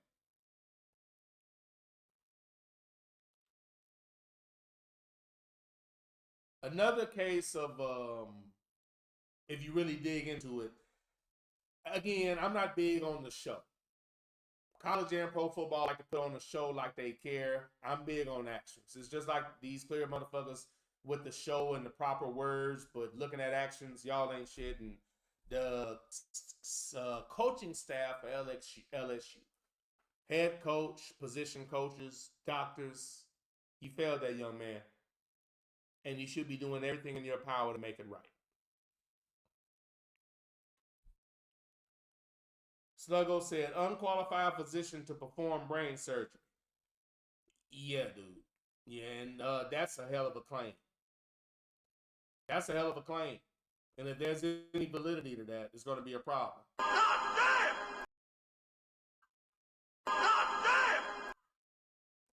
Sluggo said LSU should go ahead and cut the check unless they can steer the case to a crooked judge. I'm sure they're trying to do that, sir.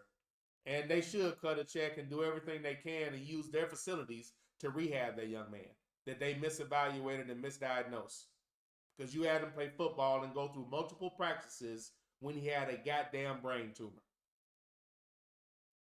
This is what really happens in the world of football. Throwing people out of the game because they're trying to play the game and they may have hit somebody that laid on the ground for a second.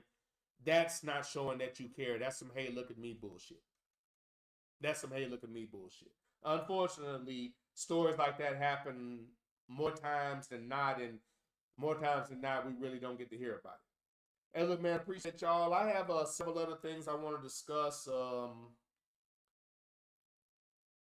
God, man, I have at least 10 other things I want to talk about. So I'm going to give you a bonus show and discuss these things, just things that I look back on and, want to point out about this past year's NFL and college football seasons. Stories that I don't feel will be discussed in the mainstream because they're associated with clear people and they're not positive. So I'm sure it will be buried.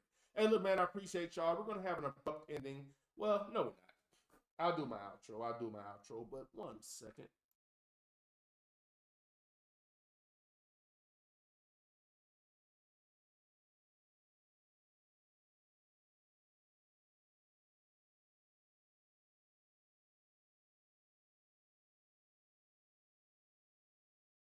Have to get called button. Outro just feels so damn different without the damn music, but it is what it is. Ladies and gentlemen, this has been the Underground Railroad Show. Thank you for coming aboard and rolling with me. I thank you for the back and forth. I consider that back and forth to be therapeutic, which makes all of you my de facto therapist. And as always, ladies and gentlemen, I thank you for the session. Mom's taught me how to cook when I was younger, still love to cook to this day. And I'm going to cook something for my mom's when she comes in town. Glad I still have the opportunity to do that. And yeah, this will be Mom's first time seeing my new spot too. So got a spare room for us, all great. Brother can crash here too if he wants. Says she wants some seafood, so I'm gonna go crab legs, probably some shrimp, and maybe just do a little boil. I might just do a little boil for something like that. But Mom's talking about to cook, man. I still love to cook. Thank you for that. Said Moms love you. Look forward to seeing you Friday. R.I.P. DT. Pops taught me to think of all I speak, but do not speak all I think. Simply put, that means that sometimes you need to shut the fuck up or at least think about what it is you're about to say and who you're about to say it to. Again, think all you speak, but speak not all you speak. Slow down. Think all you speak, but speak not all you think.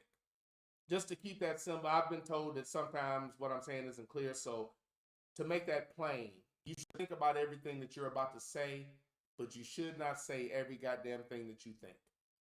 Just in case it's not clear. And trust me, that life advice is solid. You can't take back words once they're gone, but you can hold on to that shit and not be hasty or emotional in your decision making as far as what you're about to say. You can do that. Pops also taught me how to be a man. I appreciate that. As I witness those that don't conduct themselves in that manner, and I'm glad I'm not one of those individuals. Sad to see a young man didn't get to see a man, so he didn't get to grow to be a man. So I did not have that issue. R.I.P. DT. Appreciate you, Pops. Wish I would have told you that more when you were here. And as always, I will take a shot Pop. R.I.P. DT.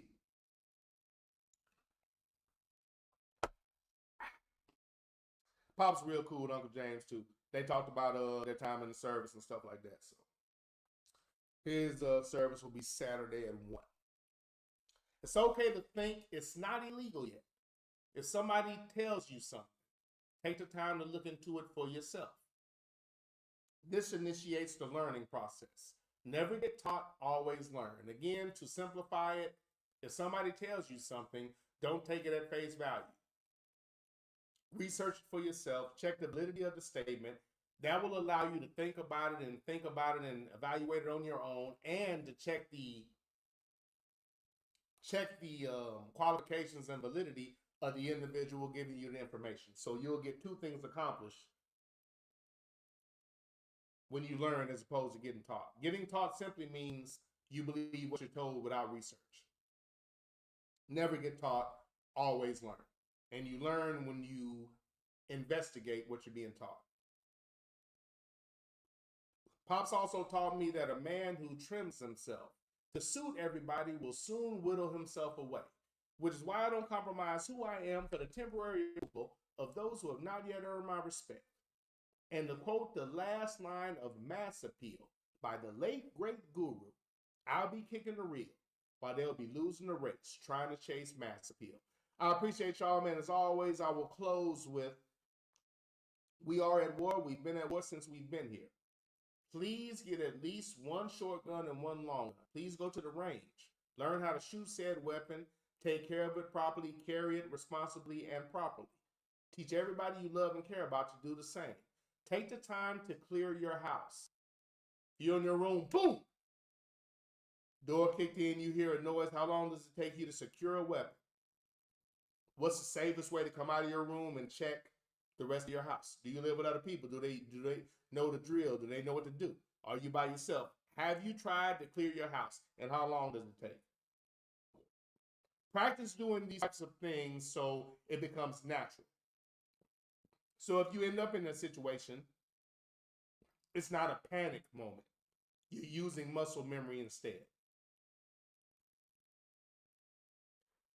Try to develop a mentality that will allow you to not hesitate to defend yourself, your property, and those who you care about.